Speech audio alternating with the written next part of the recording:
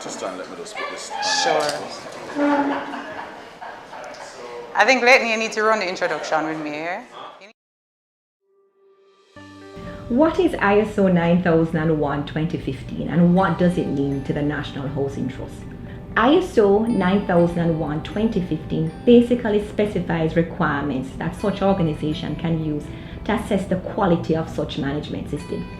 It judges how the institution combines its processes, people and other resources, assets and cultural values to support the goal of customer satisfaction and organizational efficiency. ISO 9001 is also an international standard, so that same organization may choose to become certified to demonstrate to its customers, its suppliers and regulators that it is operating according to best practices. For the Customer Relations Management Division of the National Housing Trust, the assessment of our management system using ISO 9001-2015 standards to the level of certification, yes, we are certified, was primarily done to give our mortgagors and contributors confidence that we are operating under sound management practices that can stand up well to international scrutiny. By that, our customers can be assured that the NHT has the ability to consistently provide products and services that meet their requirements.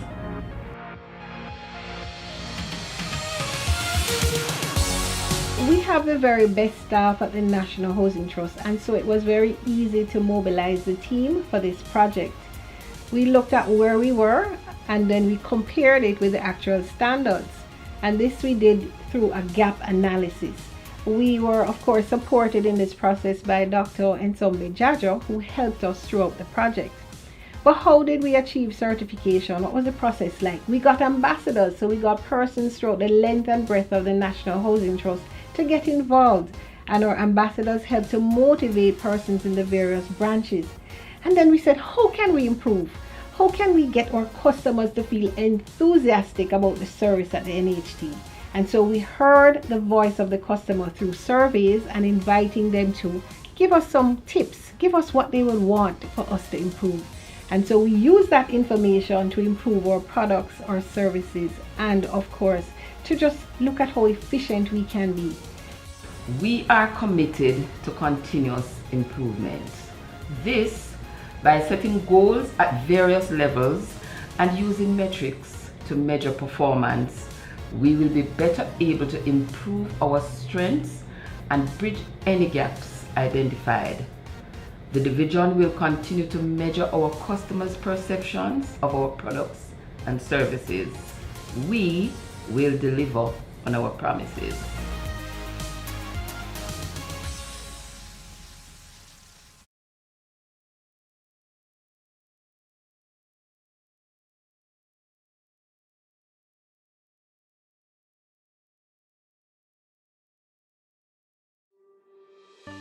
What is ISO 9001-2015 and what does it mean to the National Housing Trust? ISO 9001-2015 basically specifies requirements that such organization can use to assess the quality of such management system. It judges how the institution combines its processes, people and other resources, assets and cultural values to support the goal of customer satisfaction and organizational efficiency. ISO 9001 is also an international standard, so that same organization may choose to become certified to demonstrate to its customers, its suppliers and regulators that it is operating according to best practices. For the Customer Relations Management Division of the National Housing Trust, the assessment of our management system using ISO 9001-2015 standards to the level of certification, yes, we are certified, was primarily done to give our mortgagors and contributors confidence that we are operating under sound management practices that can stand up well to international scrutiny. By that, our customers can be assured that the NHT has the ability to consistently provide products and services that meet their requirements.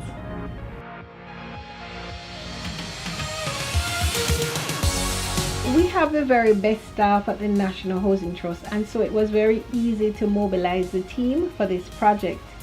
We looked at where we were and then we compared it with the actual standards, and this we did through a gap analysis.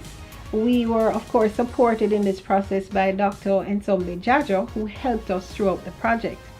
But how did we achieve certification? What was the process like? We got ambassadors, so we got persons throughout the length and breadth of the National Housing Trust to get involved, and our ambassadors helped to motivate persons in the various branches. And then we said, how can we improve? How can we get our customers to feel enthusiastic about the service at the NHT? And so we heard the voice of the customer through surveys and inviting them to give us some tips, give us what they would want for us to improve.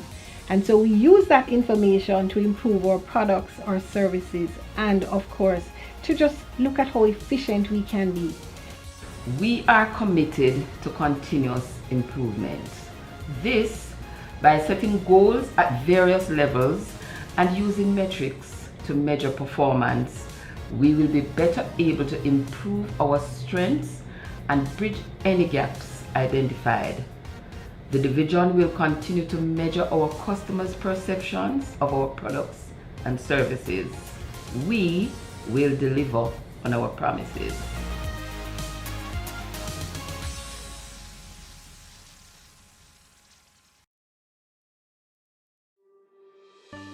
What is ISO 9001:2015 and what does it mean to the National Housing Trust? ISO 9001:2015 basically specifies requirements that such organization can use to assess the quality of such management system. It judges how the institution combines its processes, people and other resources, assets and cultural values to support the goal of customer satisfaction and organizational efficiency. ISO 9001 is also an international standard, so that same organization may choose to become certified to demonstrate to its customers, its suppliers and regulators that it is operating according to best practices. For the Customer Relations Management Division of the National Housing Trust, the assessment of our management system using ISO 9001:2015 standards to the level of certification, yes, we are certified, was primarily done to give our mortgagors and contributors confidence that we are operating under sound management practices that can stand up well to international scrutiny. By that, our customers can be assured that the NHT has the ability to consistently provide products and services that meet their requirements.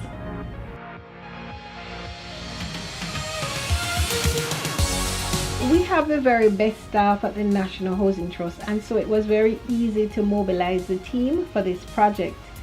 We looked at where we were and then we compared it with the actual standards, and this we did through a gap analysis. We were of course supported in this process by Dr. Ensombe Jajo, who helped us throughout the project. But how did we achieve certification? What was the process like? We got ambassadors, so we got persons throughout the length and breadth of the National Housing Trust to get involved, and our ambassadors helped to motivate persons in the various branches. And then we said, how can we improve? How can we get our customers to feel enthusiastic about the service at the NHT? And so we heard the voice of the customer through surveys and inviting them to give us some tips, give us what they would want for us to improve. And so we use that information to improve our products, our services, and of course, to just look at how efficient we can be. We are committed to continuous improvement. This by setting goals at various levels and using metrics to measure performance. We will be better able to improve our strengths and bridge any gaps identified. The division will continue to measure our customers' perceptions of our products and services. We will deliver on our promises.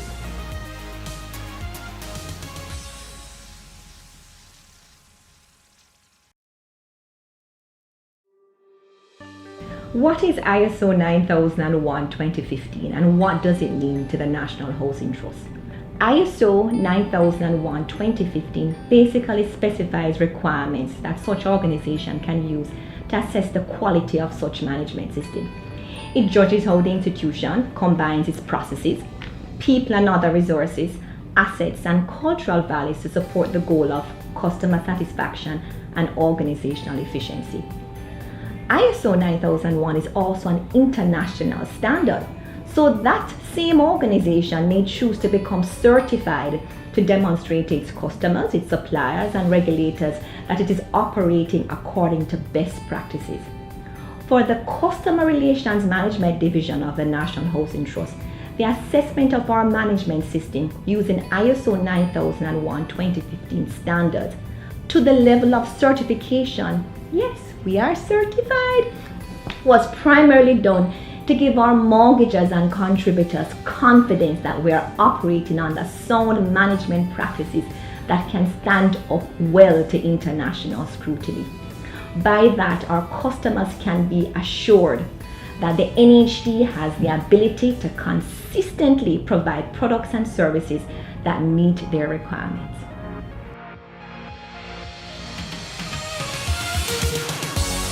We have the very best staff at the National Housing Trust, and so it was very easy to mobilize the team for this project.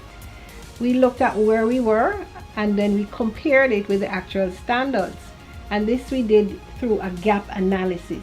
We were of course supported in this process by Dr. Ensombe Jajo, who helped us throughout the project. But how did we achieve certification? What was the process like? We got ambassadors, so we got persons throughout the length and breadth of the National Housing Trust to get involved, and our ambassadors helped to motivate persons in the various branches. And then we said, how can we improve? How can we get our customers to feel enthusiastic about the service at the NHT? And so we heard the voice of the customer through surveys and inviting them to give us some tips, give us what they would want for us to improve. And so we use that information to improve our products, our services, and of course to just look at how efficient we can be. We are committed to continuous improvement. This by setting goals at various levels and using metrics to measure performance. We will be better able to improve our strengths and bridge any gaps identified. The division will continue to measure our customers' perceptions of our products and services. We will deliver on our promises.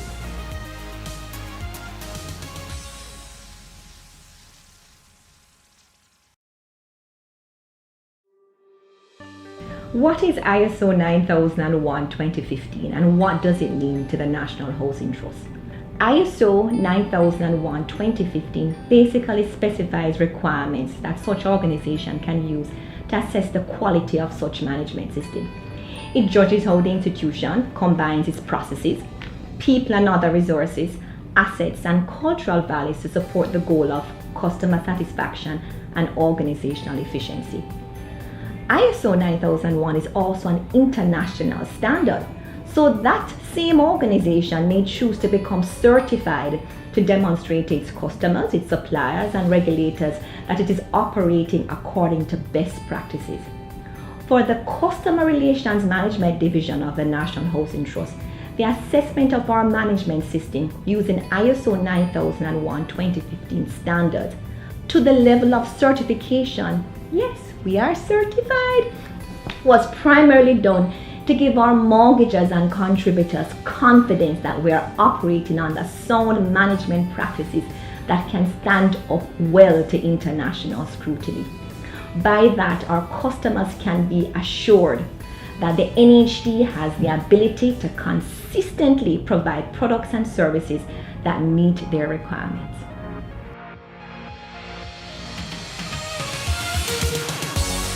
We have the very best staff at the National Housing Trust, and so it was very easy to mobilize the team for this project. We looked at where we were and then we compared it with the actual standards, and this we did through a gap analysis. We were of course supported in this process by Dr. Ensombe Jajo, who helped us throughout the project. But how did we achieve certification? What was the process like? We got ambassadors, so we got persons throughout the length and breadth of the National Housing Trust to get involved, and our ambassadors helped to motivate persons in the various branches. And then we said, how can we improve? How can we get our customers to feel enthusiastic about the service at the NHT? And so we heard the voice of the customer through surveys and inviting them to give us some tips, give us what they would want for us to improve. And so we use that information to improve our products, our services, and of course, to just look at how efficient we can be. We are committed to continuous improvement. This by setting goals at various levels and using metrics to measure performance. We will be better able to improve our strengths and bridge any gaps identified. The division will continue to measure our customers' perceptions of our products and services. We will deliver on our promises.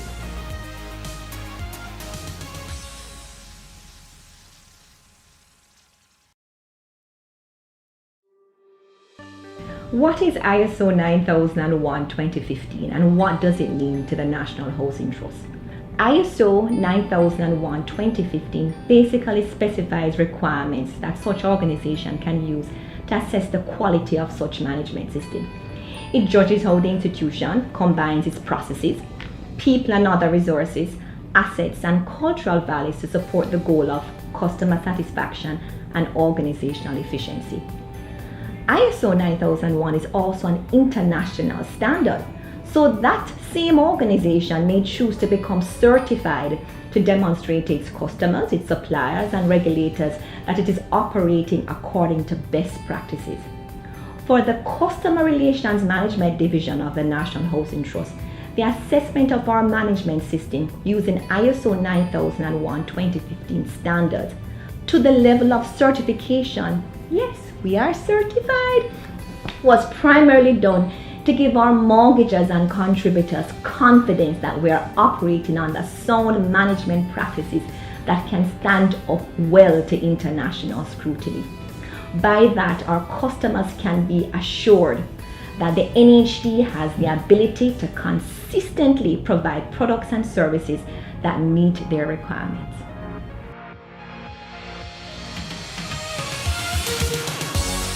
We have the very best staff at the National Housing Trust, and so it was very easy to mobilize the team for this project. We looked at where we were and then we compared it with the actual standards, and this we did through a gap analysis. We were of course supported in this process by Dr. Ensombe Jajo, who helped us throughout the project. But how did we achieve certification? What was the process like? We got ambassadors, so we got persons throughout the length and breadth of the National Housing Trust to get involved, and our ambassadors helped to motivate persons in the various branches. And then we said, how can we improve? How can we get our customers to feel enthusiastic about the service at the NHT? And so we heard the voice of the customer through surveys and inviting them to give us some tips, give us what they would want for us to improve.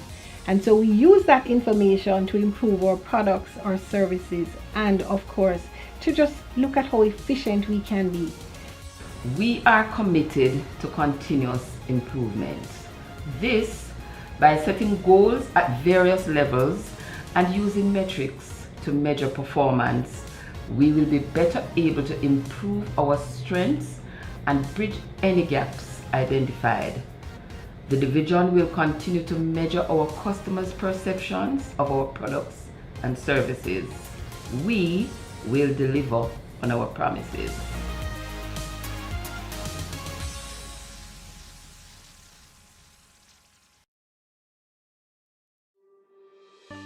What is ISO 9001:2015 and what does it mean to the National Housing Trust? ISO 9001:2015 basically specifies requirements that such organization can use to assess the quality of such management system. It judges how the institution combines its processes, people and other resources, assets and cultural values to support the goal of customer satisfaction and organizational efficiency. ISO 9001 is also an international standard, so that same organization may choose to become certified to demonstrate to its customers, its suppliers and regulators that it is operating according to best practices. For the Customer Relations Management Division of the National Housing Trust, the assessment of our management system using ISO 9001:2015 standards to the level of certification, yes, we are certified, was primarily done to give our mortgagors and contributors confidence that we are operating under sound management practices that can stand up well to international scrutiny. By that, our customers can be assured that the NHT has the ability to consistently provide products and services that meet their requirements.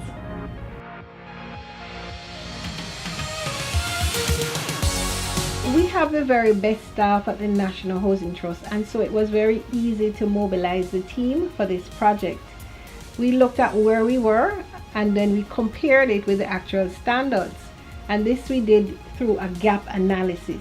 We were of course supported in this process by Dr. Ensombe Jajo, who helped us throughout the project.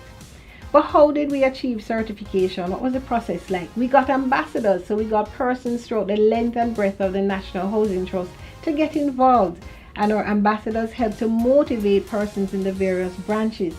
And then we said, how can we improve? How can we get our customers to feel enthusiastic about the service at the NHT? And so we heard the voice of the customer through surveys and inviting them to give us some tips, give us what they would want for us to improve. And so we use that information to improve our products, our services, and of course, to just look at how efficient we can be. We are committed to continuous improvement. This by setting goals at various levels and using metrics to measure performance. We will be better able to improve our strengths and bridge any gaps identified. The division will continue to measure our customers' perceptions of our products and services. We will deliver on our promises.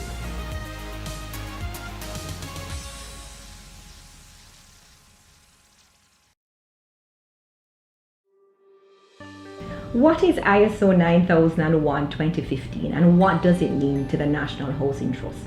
ISO 9001:2015 basically specifies requirements that such organization can use to assess the quality of such management system.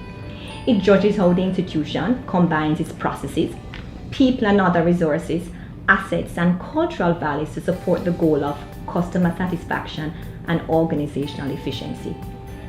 ISO 9001 is also an international standard, so that same organization may choose to become certified to demonstrate to its customers, its suppliers and regulators that it is operating according to best practices. For the Customer Relations Management Division of the National Housing Trust, the assessment of our management system using ISO 9001:2015 standards to the level of certification, yes, we are certified, was primarily done to give our mortgagors and contributors confidence that we are operating under sound management practices that can stand up well to international scrutiny. By that, our customers can be assured that the NHT has the ability to consistently provide products and services that meet their requirements.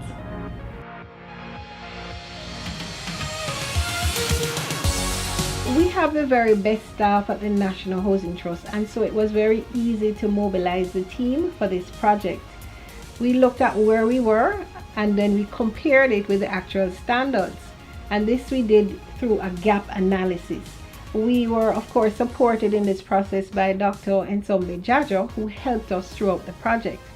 But how did we achieve certification? What was the process like? We got ambassadors, so we got persons throughout the length and breadth of the National Housing Trust to get involved, and our ambassadors helped to motivate persons in the various branches.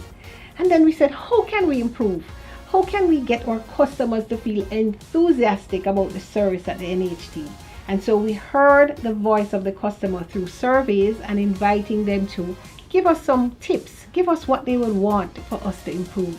And so we use that information to improve our products, our services, and of course, to just look at how efficient we can be. We are committed to continuous improvement. This by setting goals at various levels and using metrics to measure performance.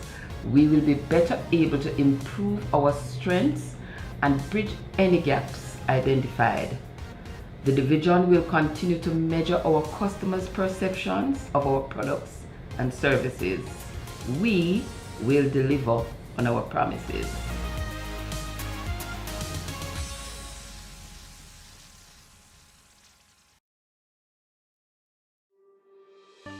What is ISO 9001:2015 and what does it mean to the National Housing Trust? ISO 9001:2015 basically specifies requirements that such organization can use to assess the quality of such management system. It judges how the institution combines its processes, people and other resources, assets and cultural values to support the goal of customer satisfaction and organizational efficiency. ISO 9001 is also an international standard, so that same organization may choose to become certified to demonstrate to its customers, its suppliers and regulators that it is operating according to best practices. For the Customer Relations Management Division of the National Housing Trust, the assessment of our management system using ISO 9001:2015 standards to the level of certification, yes, we are certified, was primarily done to give our mortgagors and contributors confidence that we are operating under sound management practices that can stand up well to international scrutiny. By that, our customers can be assured that the NHT has the ability to consistently provide products and services that meet their requirements.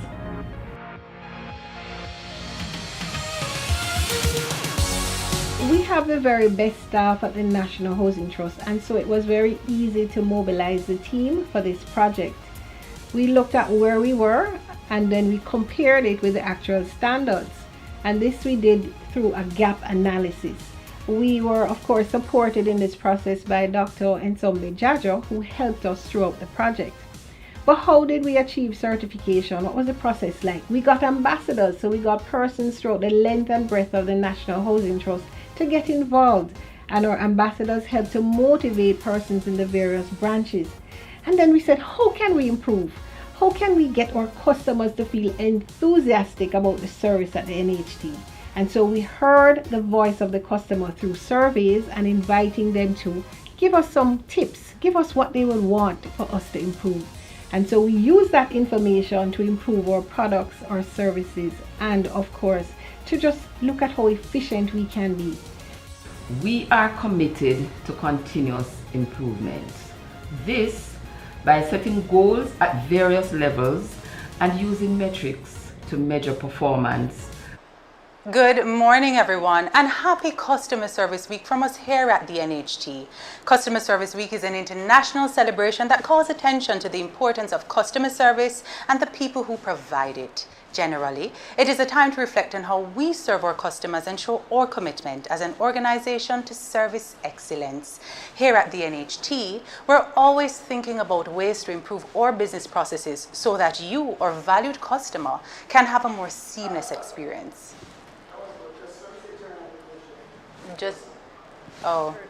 So, are you all right? So what do you want to tell me today?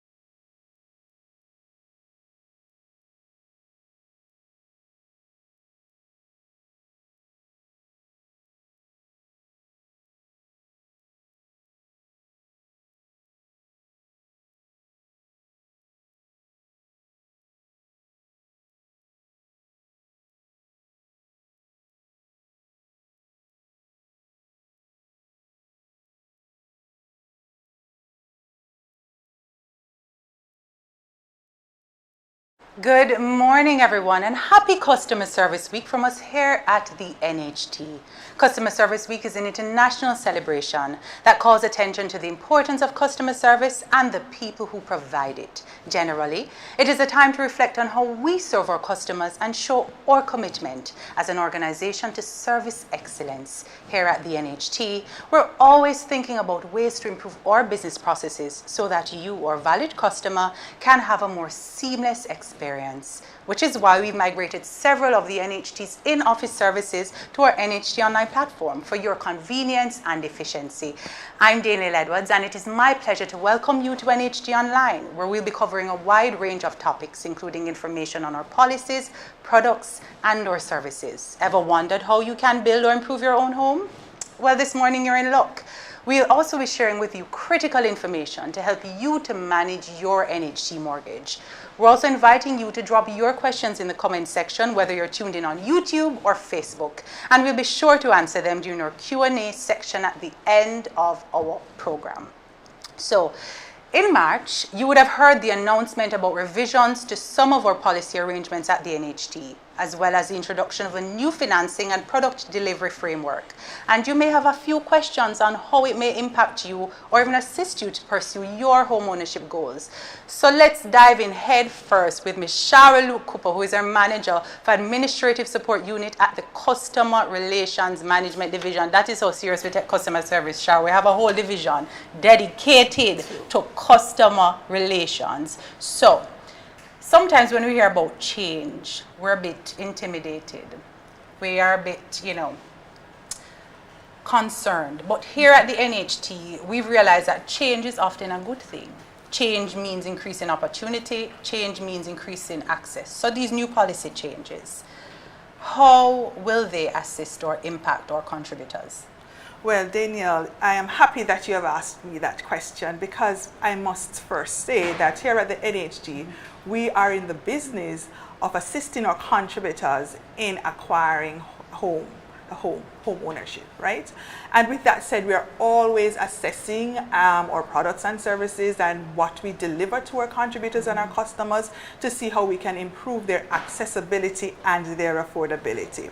So effective August 18th of this year, there were some new policies that were introduced to assist customers with their affordability and their accessibility. The first one that I will share with you will be for 3 persons co-applying in order to purchase property, right? We will know that you would have 1 applicant who could have applied by themselves before and 2 co-applicants. Now we have extended it to 3 persons who will be able to come together once they are family members and they can exhibit kinship ties, meaning that they are familiar, they know each other, there's some family connection. All 3 persons can come together and access a benefit. What it means is that for the maximum amount, 6.5, these 3 persons can co-apply and they can access a total amount of $19.5 million in acquiring a home. So hold on. So you're saying that it has to be family. So me and John and Susan can't just come together and say, boy, all 3 of us want to come together and purchase a home. Sure, if you, John and Susan are family members, so you can't just be my friend, just sit down and say, come, let's come together. No. And it's an important point you said. So we've moved from, so if 2 persons came together, what would have been the maximum loan limit? 13. 13. So we're moving from 13 to 19.5 million. So we're giving people $19.5 million to go onto the open market with. To find a home on the open market. So open market meaning you can identify a property, a house, a unit, a dwelling, and you can purchase that. Or you can identify land and you will purchase land together, maximum per individual $2.5 million, and then the difference between that and the 19.5, you can come into us again and you can access that for construction. So to build your dream home or to start your dream home, because they may say, oh, that will not be able to suffice in building my dream home. But Right. it will give you a start so that all 3 family members can have somewhere to call their home. And on that point of dream home, I think we always think that we have to go big or go home. But a home, just having a home in itself is a dream. And persons start small and then they are able to expand Over time. Right. And we have the services and the products here at NHT to do that. So what you're telling me is that with this money, more persons are going to be able to access and Yes. to be able to start their home ownership That journey. is so correct. And in addition to that, what we have done is we have varied how we assess persons' affordability, right? So normally what would have happened is each person would have been assessed based on their own merit, meaning your age and your income and the applicable interest rate. Now what we have applied now is an average weekly income where all 2-3 persons coming together. We look at what combine your income, then we find what the weekly income is, and based on your weekly income, then that will determine how much of the 19.5 you can access together combined.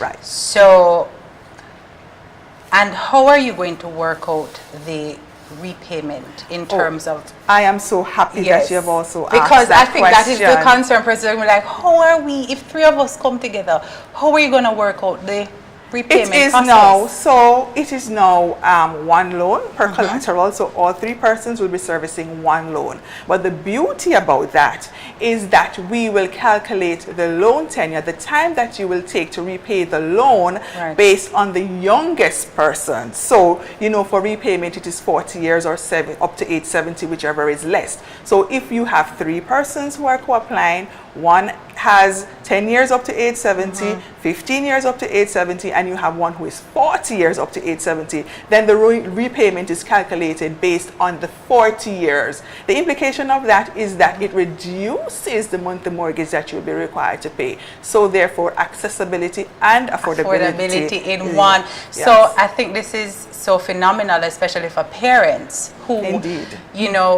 mommy and daddy, they're in their 40s, nearing 50. And as you get older, that means that your monthly, you don't have as much time to repay, as if you accessed a home if you were in your 20s Right. or your 30s. Right. And so mommy and daddy know they have a daughter, right? Daughter is in her 20s, daughter is 26. They see a home that they want to purchase. All 3 of them eligible contributors. It's important to say that they 2 must bedrooms be, or more. right? 2 bedrooms or more, because we want it to be livable, right? We want it to be livable. So mommy and daddy before would be concerned about how are they going to be able, even though NHT is still affordable, how are they going to be able to maneuver paying or purchasing a house at this age? No. Mommy and daddy and daughter can come in, which extends the time period. So that means a lower monthly payment. Accessibility and affordability. I love it. So speaking of affordability now, Shara, tell me, how are the other ways that NHT is making home ownership or the journey of owning a home more affordable for other groups of individuals? Well, we have always had provision for special groups, right? And right now I would want to speak about our persons with disabilities. We have always had different provisions for them, but as it relates to home ownership, they would have already acquired a home, and so we want to make it more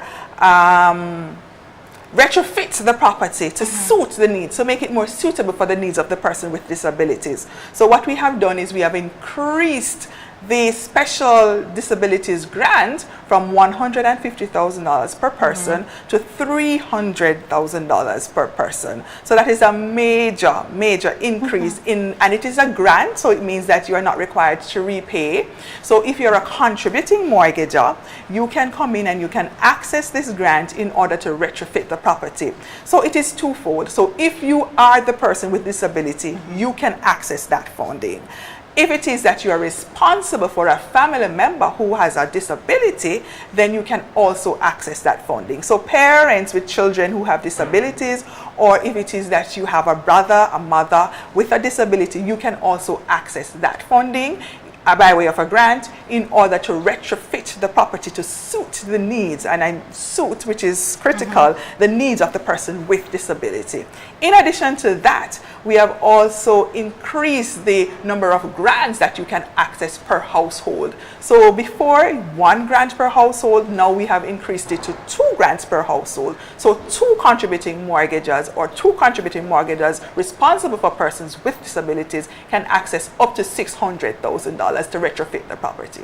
I think that's absolutely fantastic. So mortgages with disabilities, or if you're caring for somebody with a disability. That is correct. And Shara, this, we've increased it, but we know that persons who have a disability, it can be financially consuming. Yes. So this is just the assistance that those persons need, whether it's to put rails in the bathtub or whether it is to lower cupboards, because we hear the stories all the time and we see it. Yes. Our contributors with disabilities always write in and say thank you for this grant. Because of it, I'm able to live a life that is more comfortable. Because of it, because you bought your home. And you want to be comfortable in that home, so we see the stories all the time and we hear the stories all the time. So if you are a parent or if you're caring for somebody with a disability or you're a mortgager with a disability, you may be able to access this grant. And an important point, Shara, what you say?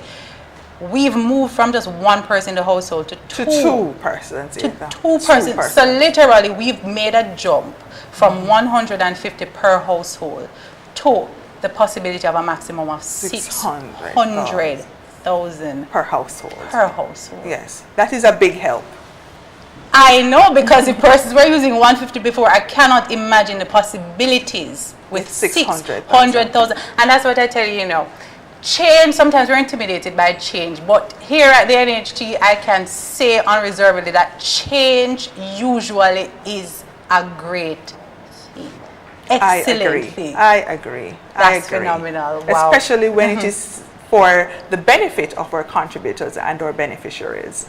So these new policies are here for affordability and accessibility, and that's so important to learn. Thank you, Shara. That was just absolutely wonderful, and thank you for sharing with us this morning. Remember to drop your questions in the comment section. You just heard how you can access the disability grant. Maybe you are a contributor with a disability or a mortgager with a disability, or you know someone who cares for a child or who is caring for a family member with a disability and they're an NHT mortgager and you think that they can access this. Send the link to them. If you're watching, send the link. Encourage them to tune in. So, again, remember to drop your questions whether you're tuned in on Facebook or YouTube, and we're going to get to them during our Q&A section at the end of the program. Your attention, please. If you are self-employed, you should be contributing to the NHT. How union self-employed? The union self-employed. Who, me? Who, me? Oh, me? But I also work for someone else, and I'm already contributing at that workplace. If you work with someone else and make a dollar on the side, you must contribute as self-employed. As self-employed? Yes, self-employed. If you are a private contractor, company director, work offering to the Ministry of Labor, here to a barber, baker, shoemaker. Come and work for yourself, pay your contribution. Self-employed persons, register now at the TAJ and pay your NHT contributions. Remember, NHT is the key to your home.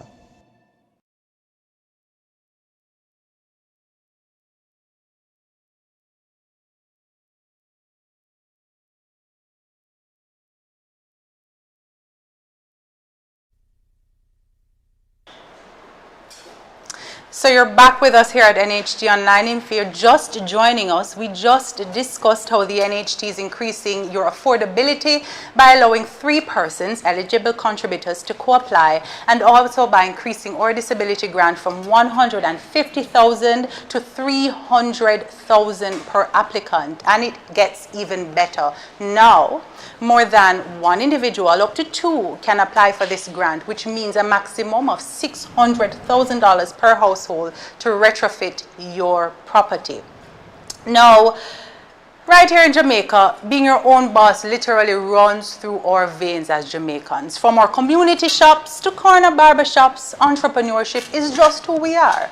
The Global Entrepreneurship Monitor listed Jamaica as one of the most entrepreneurial countries in the world. In 2019, the company's Office of Jamaica reported that there was an increase of more than 100% in the number of businesses that were registered, with an average of 9,000 companies per year. However, despite this growth, there's still a great deal of non-compliance among self-employed individuals and businesses, even though the law mandates that individuals between the ages of 18 and 65 who earn minimum wage, which is 7,000 weekly, and over, and who are classified as self-employed, should contribute to the National Housing Trust.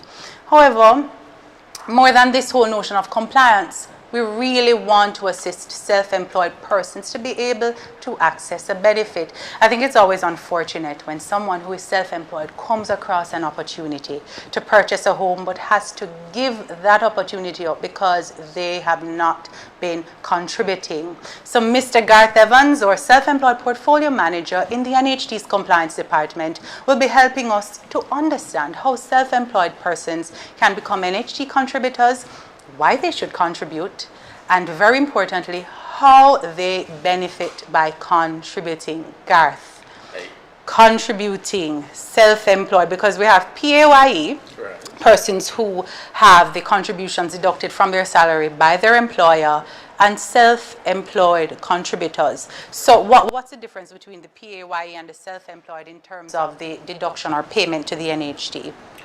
Okay, all right, thanks for having me. I think just to adjust something here, earlier this year, the minimum wage was increased to $9,000 a week. Okay. So it was previously 7,000, yes, it was 9,000. Just increased earlier this year. Okay. Our self-employed contributors are, pretty much those who don't fall under PAYE. They are persons who earn their own income. They have nobody doing the deductions for them. The PAYE person contributes 2% from salary. The self-employed, depending on the category that you fall in, you would contribute either 2% or 3%. 2% is really for the gardeners, helpers, embassy workers. Everybody else, 3%. That's what they would contribute. So that's what I would contribute. But before they're able to contribute, though, what does the process look like? So I'm self-employed, right? I run my own salon, and I say, boy, you know, I want to comply with the law. I want to be a law-abiding citizen and, you know, be compliant. I see an ad for NHT, and I start imagining myself in the house with a 3-bedroom and the 2 Shih Tzu puppies running around, and I said, boy, how do I get to go there, and how do I get to become a homeowner? Walk me through the process. Okay, very good question. The process, since 2014, the process has changed. We are now in an amalgamated system where one registration takes care of NHT, NIS, education tax, income tax. Right. That registration is done at TAJ. Okay. Currently, it's an online process. You register. And let me just jump in there. TAJ, for those who are wondering, tax administration. Tax administration, because we use the terminology so often, we just say TAJ and it just rolls off our tongue. Tax administration. Right. So it's one stop for all statutories. It starts off at the beginning of the year, which the deadline is March. Okay. You file what we call a SO4A. That's the name of the form. Right. That's the estimate of what you expect to earn for that calendar year.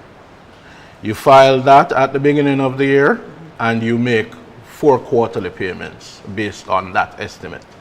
Quarterly payments are due in March, June, September, December, the 15th of each of those months.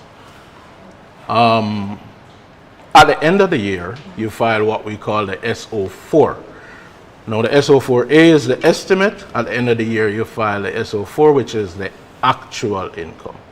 Okay, so the SO4A is what I'm predicting or I'm theorizing that I'm going to earn based on, because you know I have the parallel and I know based on my experience how much I earn, so I'm estimating that I'm going to earn for the entire year, for argument's sake, $1 million. So I would complete my SO4A with that estimate. Quite so. Right.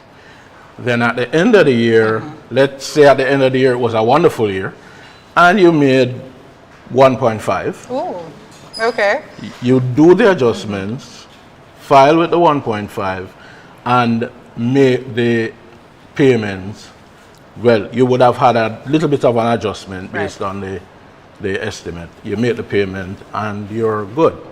Right at the TAJ. So can I make the payments? So is this an online system? That's the beauty of it. Online, can do everything in your bedroom, in your bathroom, in traffic.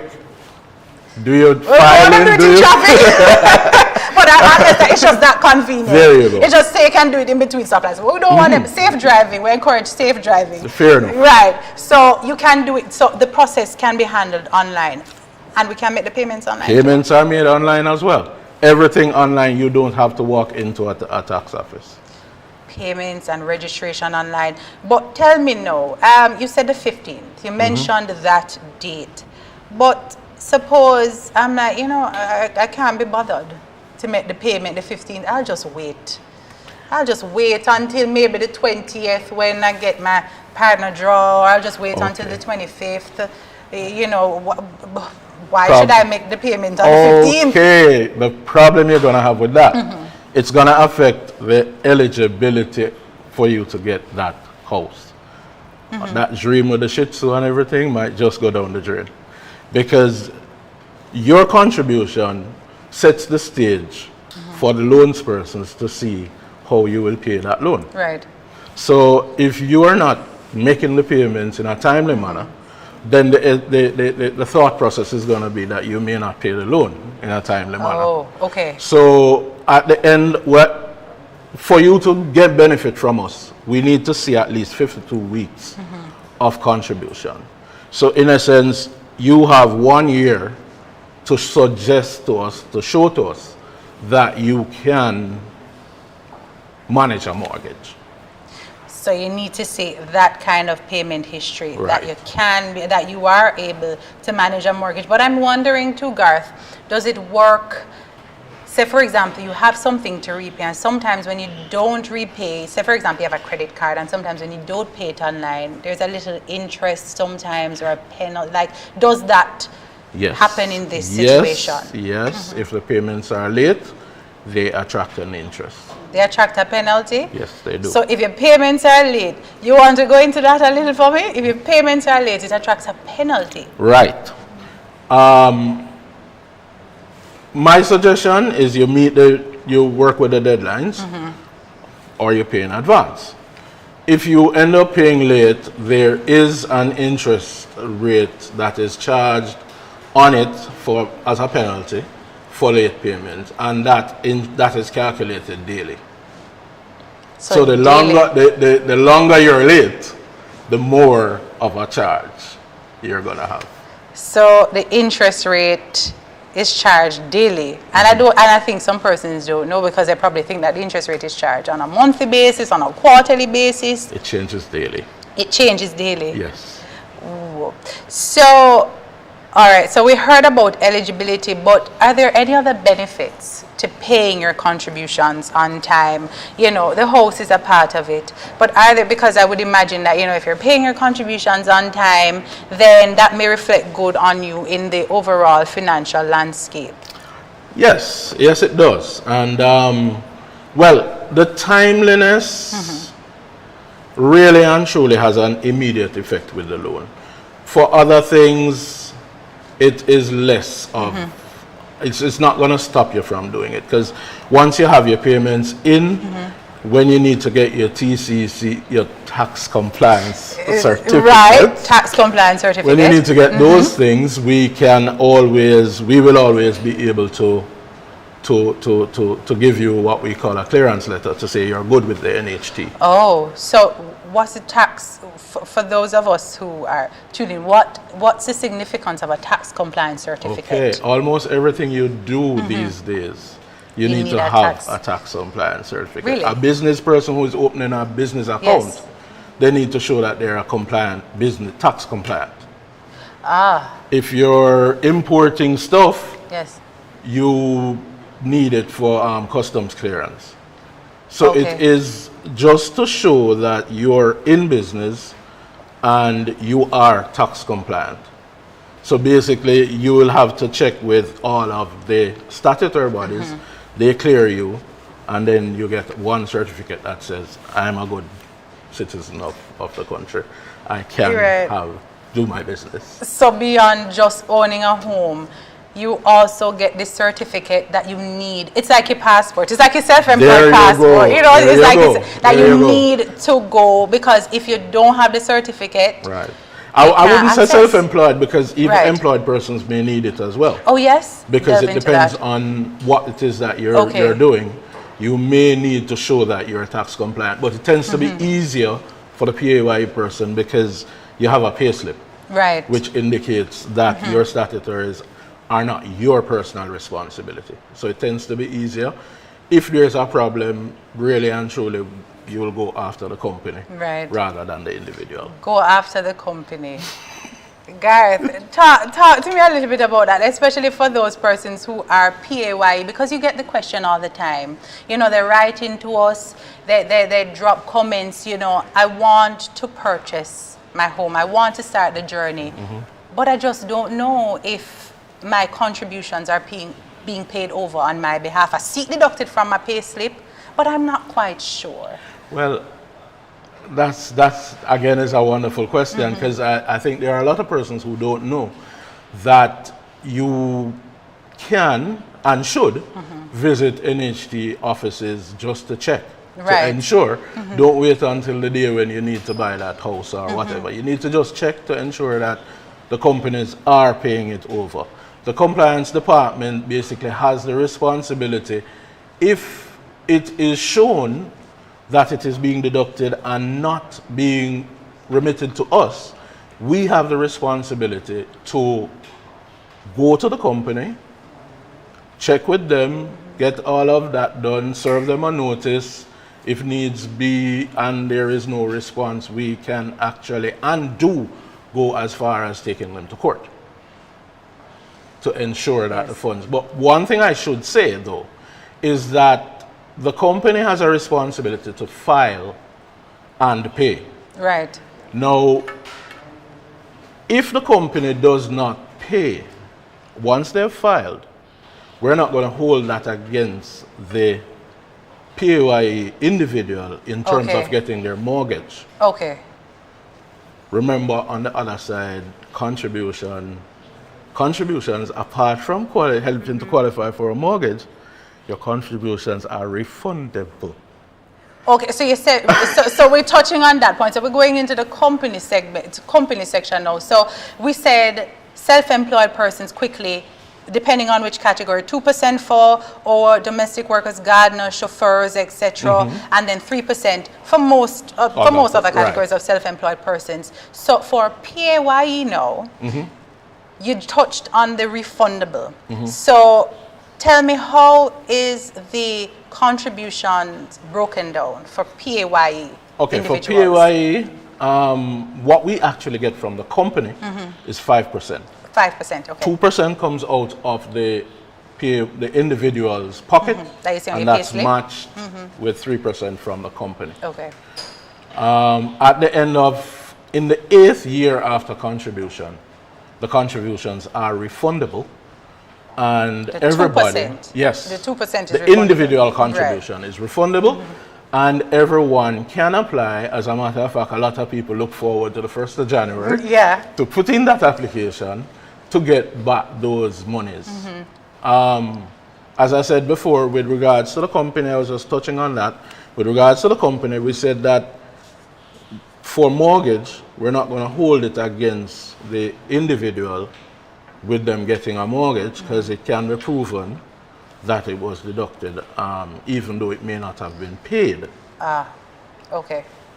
But we cannot refund something that we did not get. Okay. So therefore, refunds, getting that refund it's dependent on us collecting that contribution. Right.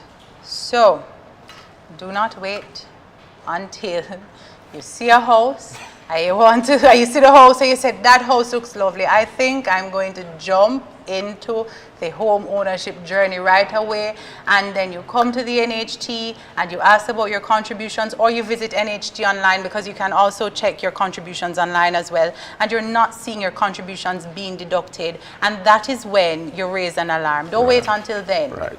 Look at your payslip, check the NHT online, verify that it is being deducted, and ensure that everything is in check. Garth, such a wealth of information. Ladies and gentlemen, if you're self-employed, for your compliance and for your benefit, it's not just about owning a home, but remember the TCC, your tax compliance certificate, that gives you access to almost everything that you need as a self-employed individual. Usually we get the calls all the time. Usually persons, it's when they're ready, they say, oh God, can I just pay all of it one time? No, we need to see a history of your payment. We need to see a history of your payment over time for you to access the mortgage. So file your SO4A, file your SO4, make your payments on time to avoid your penalties. And it's that easy. Easy like 1, 2, 3. We'll make it easy for you here at NHT. Yes. Thank you, Garth, so much. Do I have time to just give one final plug? Yes, sure. Visit us. Yes. 13 Caledonia Avenue. That's where we are, the compliance department.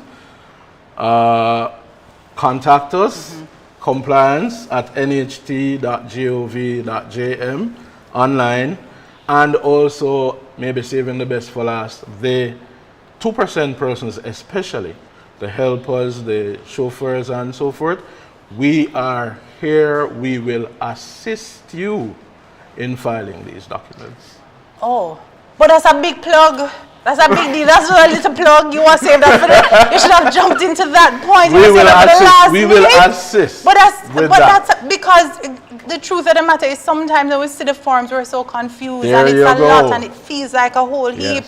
So you guys in the compliance department, you assist these individuals to complete the forms. And have it uploaded on the TAJ Tax Administration Jamaica website. So we help you to get started on the way to home ownership. We're just into the second presentation. I'm telling you, customer service at its finest, at its best at the NHT. I don't think you're going to get it any better anywhere else. I don't think so. You know, I don't think so at all. I thank you guys so much. Remember, check to ensure that your contributions are being made on your behalf. And if you suspect that they may not be, Garth, where can they reach you? 13 Caledonia Avenue, that's on the HAJ, Housing Agency of Jamaica building. So contact. You have an email that they can... Email compliance@nht.gov.jm. Email us, we respond within 24 to 48 hours. And they're really responsive, big time. Thank you, guys. You're welcome. Last year, my husband and I were seriously looking for a house to buy.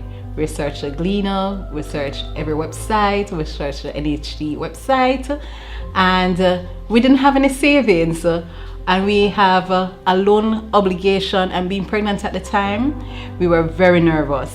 We actually had to wait until we found something in our price range, and we got the NHT checklist.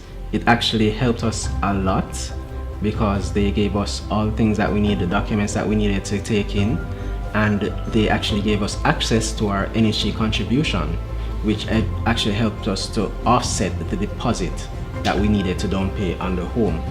And when we got all our documents together, we got ready for the NHT loan interview. Right. And when we spoke to the NHT officer at the end of the interview, she said, congratulations. We were excited, we were overjoyed, you know, we were relieved. This is actually a testimony for us, and we like to encourage people that we know and you, telling others that they can become homeowners as well. I am Kashif Blackwood. And I'm Latoya Sams Blackwood. And this is the way we chose to buy our house through the open market. Thank you.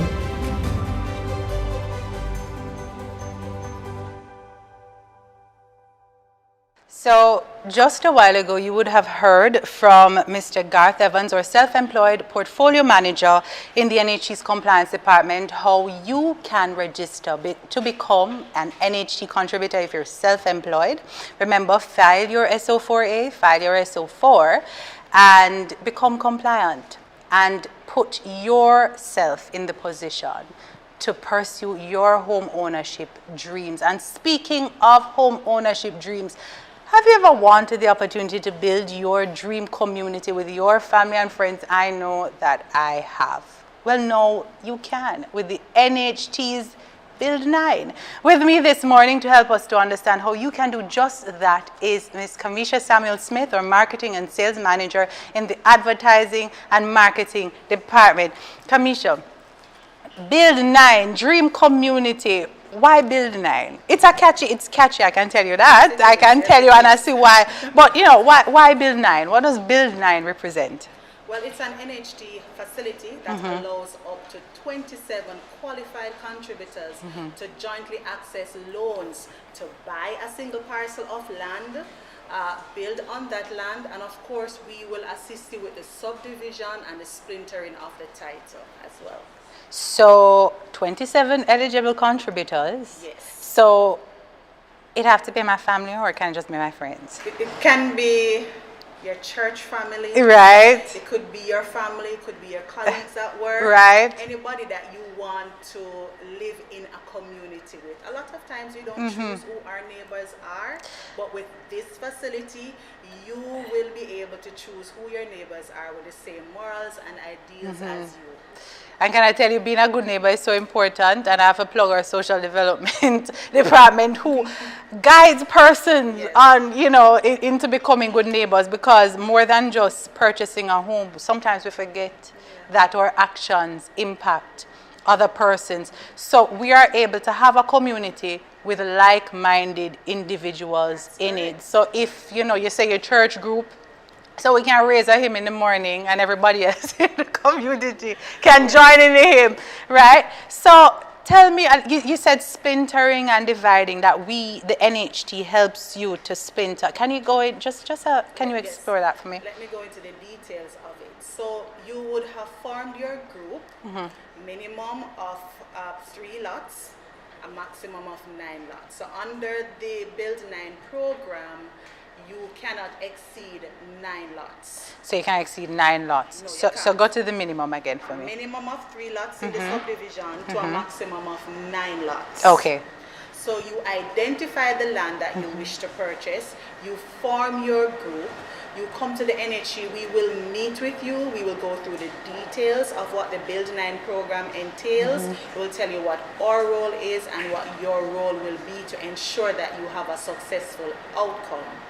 The group will now combine their individual house lot loan amount, which is 2.5 million, and under this facility we allow an additional 500,000 to assist with the expenses related to your Build 9, such as the splintering of the title, the installation of the infrastructure, and of course the subdivision of the land. So with Build 9, the financing is a minimum of, say, $9 million up to $81 million. Yes, because up to 27 persons can come together and acquire land under this facility. So we're going up to $81 million. Maximum amount which can be accessed under the program. Okay? So after you form your group and you've identified the land, and your build 9 comes to a successful conclusion, you've acquired the property, we will then give you the money to do the construction. So the amount that you're going to get for your construction will be the difference between what you utilize to acquire the land and the maximum individual benefit amount, which is capped at 6.5 million. Right. And of course is subject to affordability.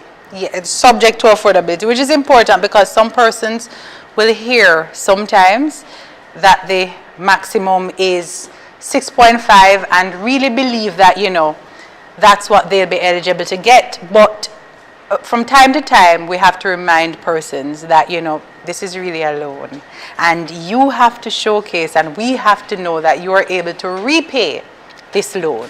So that's why I would say subject to, because persons always wonder, you know, subject to affordability. So subject to your ability to afford your loan. So you hear that? 27 people coming together up to 81 million to be able to build your dream community. You find a piece of land, you go all the way down in, I mean, I'm not from Mandeville, but you go into Mandeville, you go into St. Thomas, you go into Clarendon, and you see a nice big piece of land, but you can't afford the land on your own. So you can't afford the land on your own. And then I'm a part of my family, and my family is big, right? And we want to purchase our home, and we realize that I don't have to do it by myself. My sibling doesn't have to do it by herself. No, you don't. We're all contributing to NHT. Some of us are self-employed. We just heard about self-employed. Some of us are employed. And we found this big piece of land up in Norbrook. And we said, boy, yes, this land for me alone to afford. I'm going to look and I said, boy, this land is 20 million. I cannot afford it by myself. And that's why we have the Build 9 program. Build 9, and then I said, come, let's come together. And the beauty of it is that you can splinter it. Yes. So you can have your own separate place. So even though we've come together, yes, and we've collated or we've combined our income to purchase our resources to purchase this or to pursue this, we can have our own individual sections. Yes, you will. You'll have your own parcel of land. You'll have your own title with your Can build up name my wall. attached. You can build your fence. See, with the Build 9 program, Yes. you have the freedom to create the community you want with its own features and design flair. So you would, based on the parcel of land that you're buying, and of course, subject to the approval of the parish council, you have all that freedom to design what you want. So you're going to have your own land and your title. Can build a tennis court. Yes, and your green space and all of that. Yes. You have the freedom to do that. And the NHT is here to assist all those persons that have identified land. It's too big for you alone. It's too large for you. You don't have the income to purchase it. And so you come together as a group. You find people who have the same dreams and aspirations as you do, who are willing to go through the process to acquire the property, and you can build your Build 9. I'm excited, and it's not even It's a big deal. It's a very unique product that we want our Jamaicans to know about, all our contributors to know about. You have options in the housing market. It's not about just buying a house or an apartment or buying land or building on land that you already own. Here is a facility where you can build your own community and live with persons that you're comfortable being neighbors with, and the NHT will assist. I'm just having visions of it right now. I hear the term on the street. So we say home ownership at NHT, a lie?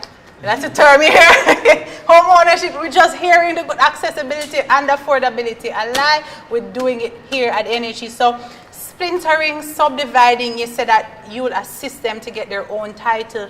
So that's important. Everybody who comes together, they'll each have their own title. They'll each have their own title. Right. So my sister, if my sister has 3 children and I want to build up my wall so I don't see them, I don't have to see them, right? And I don't have to interact with them. Because you have your land with your name on your title, and all that is required is that you adhere to the rules set out on your title that says, you know, how high you should build your fence. Once all the restrictive covenants are adhered to, you're good. Build your fence as high as it will allow you to. Do what you need to do, be comfortable, and that's what we want. When you own something, when you make an investment, you want to be comfortable with your investment, right? So yes, because I'm all about, you can do that. Yeah, because I'm all about comfort. So yes, you mentioned restrictive covenants, and I just want to touch just a little bit on you know, building in accordance with, you know, your approvals, because we see it from time to time where persons, well, not usually with us at the NHT, because if we assist you with a project officer. Yes, we do. So we give you a project officer to go and they monitor the progress. But we see it from time to time, sometimes some things get through the cracks where persons, they've only been allowed to build a building yay high. And then they say, you know what, in the middle of the construction, they say, I don't want 2 stories anymore, I want 5. Right? And I don't think that this land, and they move beyond the boundaries, and I don't think that this is big enough for me. So I want to go beyond the boundaries that are set out. What are the implications? Those are serious implications, and it's important when you acquire your property that you take the time to read the restrictive covenants on your title. These are your do's and don'ts, what is allowed, what is not allowed. Even if you are employing an architect to draft your plan, he needs a copy of those do's and don'ts, so to speak. Because say, for example, you decide that, you know, the land that I have, it's not going to be adequate enough for my castle, and so I want to spread a little wider. Right. And say the lands beside you are unoccupied, and you decide, okay, I don't think this is going to trouble anybody, and so you build your house over your neighbor's property. You have encroached on your neighbor's property, and once you have encroached, 2 things can take place. Neighbor can say, you know what, it's okay, purchase a piece that you have built on, pay me for it. Okay.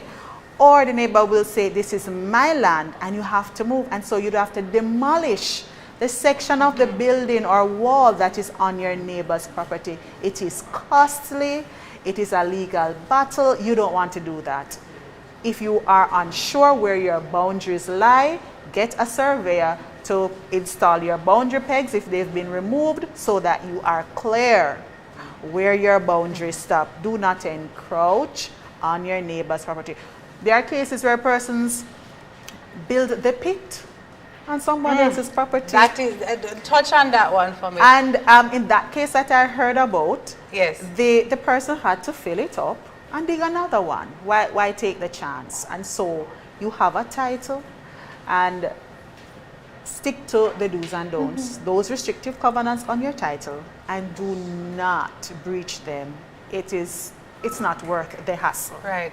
So your title is more than just a piece of paper. It is a guide. Yes, it is. It is something that gives you an idea as to how your land is divided and what you can or cannot do on your piece of land. So, as Kamisha said, not because the lot beside you is empty and has not been occupied for 5 years, you say, well, I want to make this bigger because I want a little bit more space. And so you put your fence or your wall and you're encroaching on their property. It's not only time consuming, it can cost you millions. Yes, it millions can. in court, and it's just exhausting. So remain within the covenants of your And when title. when you're completing your building, and when you are at the stage of building, you don't want to do anything like that. Please ensure that you are aware of all the covenants and what is allowed, so that you and your neighbor will live in peace. That is important. Live in As peace. you create your own community. Peace and harmony. Yes. And you know, it's important to point out, you said, Kamisha, at the beginning, and I just want to circle back. I just want to circle just to that point, that we don't just give you the financing and we leave you. No, we don't. We help you We right help through you. the process. So you come and you say, I have this dream, I don't know how to do it. We're there to assist you and to walk you through it every step of the way. And it's important, once you've decided that you want to learn more about this facility, we take the time to meet with all members of the group. We outline the facility. what is required. We supply you with a checklist of the required documents, and at any time you can come to and speak with us if you're unsure of your next steps, and we will assist you. So we don't just leave you. We're not just about financing the project, but we want it to be a success. And so we're going to assist you along the journey. So if I want to find out more information, or those persons tuned in, they're fired up. Yes, they because are. I am just sitting here and I am fired up, and it's not me. So I know that persons will be like, oh my, I want to find out more information on this Bill 9. How do I get in contact? Where do I go? You know, how can they get in contact to find out more information? Well, information is available at all our branch offices and service centers island-wide. You can contact the NHT at 876-929-65009. You can even email WeCare and, you know, send an email asking about the program. And of course, in every branch there is a marketing and sales officer, which is like your home ownership advisor. You can make contact with our marketing officers in the branches, and they of course will make arrangements to meet with your groups so that you have a better understanding of what the program entails. And is there an email that persons can shoot to? Okay, well, for me, it's Right. csamuels@nht.gov.jm. Right, and our general email, if you have just general questions, wecare@nht.gov.jm. Bill 9, yes. The tool to build your dream community. I don't think home ownership gets better than this. And what people, we talk about financing. Kamisha, what we have to remind persons of all the time is our interest rate, still the lowest on the market. 0%. 0%. Lower than If you 0. don't get lower than 0%, right? don't. 0, and the maximum is 4%. Okay. I always tell people to do a little bit of research, check online, look at what the interest rates are on the market, compare it, and then come up, because I can say it without issue, unreservedly. Lowest interest rates, accessibility, affordability, all the good things. And the other enablers that we have to assist our contributors with accessibility and affordability. There are many. The program is not long enough for us to go through Right. it. But as we said before, you can email me at csamuels@nht.gov.jm, and we will definitely answer all your questions. So I promised you that it was going to be a phenomenal program, and we're still at it. Build 9, your solution to your perfect dream community. Such a wealth of information. NHT, taking customer service to another level. Home ownership. Start the journey. Reach out. Make contact. And we'll be more than happy to assist you. Thank you, Kamisha. Thank you, Daniel. So I'm about to take you on our journey as to how we acquire our dream home. So basically I started from living in a 12 by 12 ply room. Whenever it rained, I had to go outside to use the bathroom in the middle of the night. You know, it was really tough. So I lived there for like 13 years. My family was growing. I decided that I have to save up some money to buy a piece of land. I did so. Buy the piece of land. I want to build my house now. But when I look back and where I'm coming from, spending 13 to 14 years of my life living in discomfort, knowing that if I start the house small by making like 2 room or a 1 room, I'll be living the same life. Possibly I might spend like about 15 to 20 years to basically bring my dream home to reality.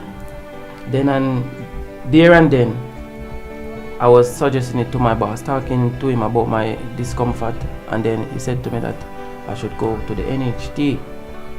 So after I went to NHT now, I did all that is required.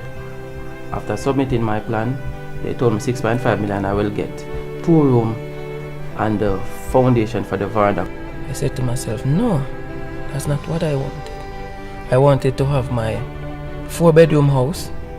There and then, I decided that I am going to be my own contractor. So I did some research, you know, and I realized the price that they were paying on a regular basis. So I set my prices and get my workers to sign off on what I can afford to pay. By doing that, I was able to stretch the money With God by my side, today I can say I am a proud homeowner. Thanks to the NHT, this is our dream home.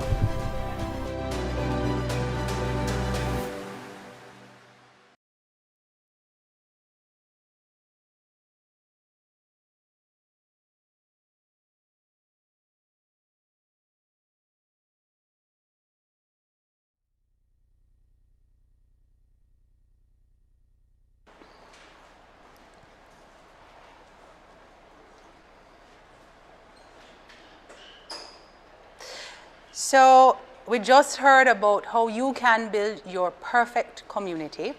So we're going to be looking at the role of those within our projects department. So in the wake of COVID, home improvements exploded. Whether you chose to do it yourself or hire a contractor, many persons took on the task of making changes to their home.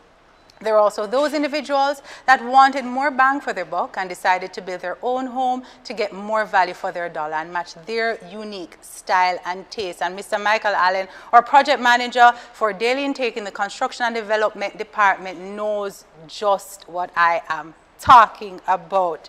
Michael, the role of the construction and development department, is it fair to say, I don't know if it's fair to say it's a hub of NHT, but it's one of the more critical, it's a critical department here at the Trust when it comes to building and construction, right?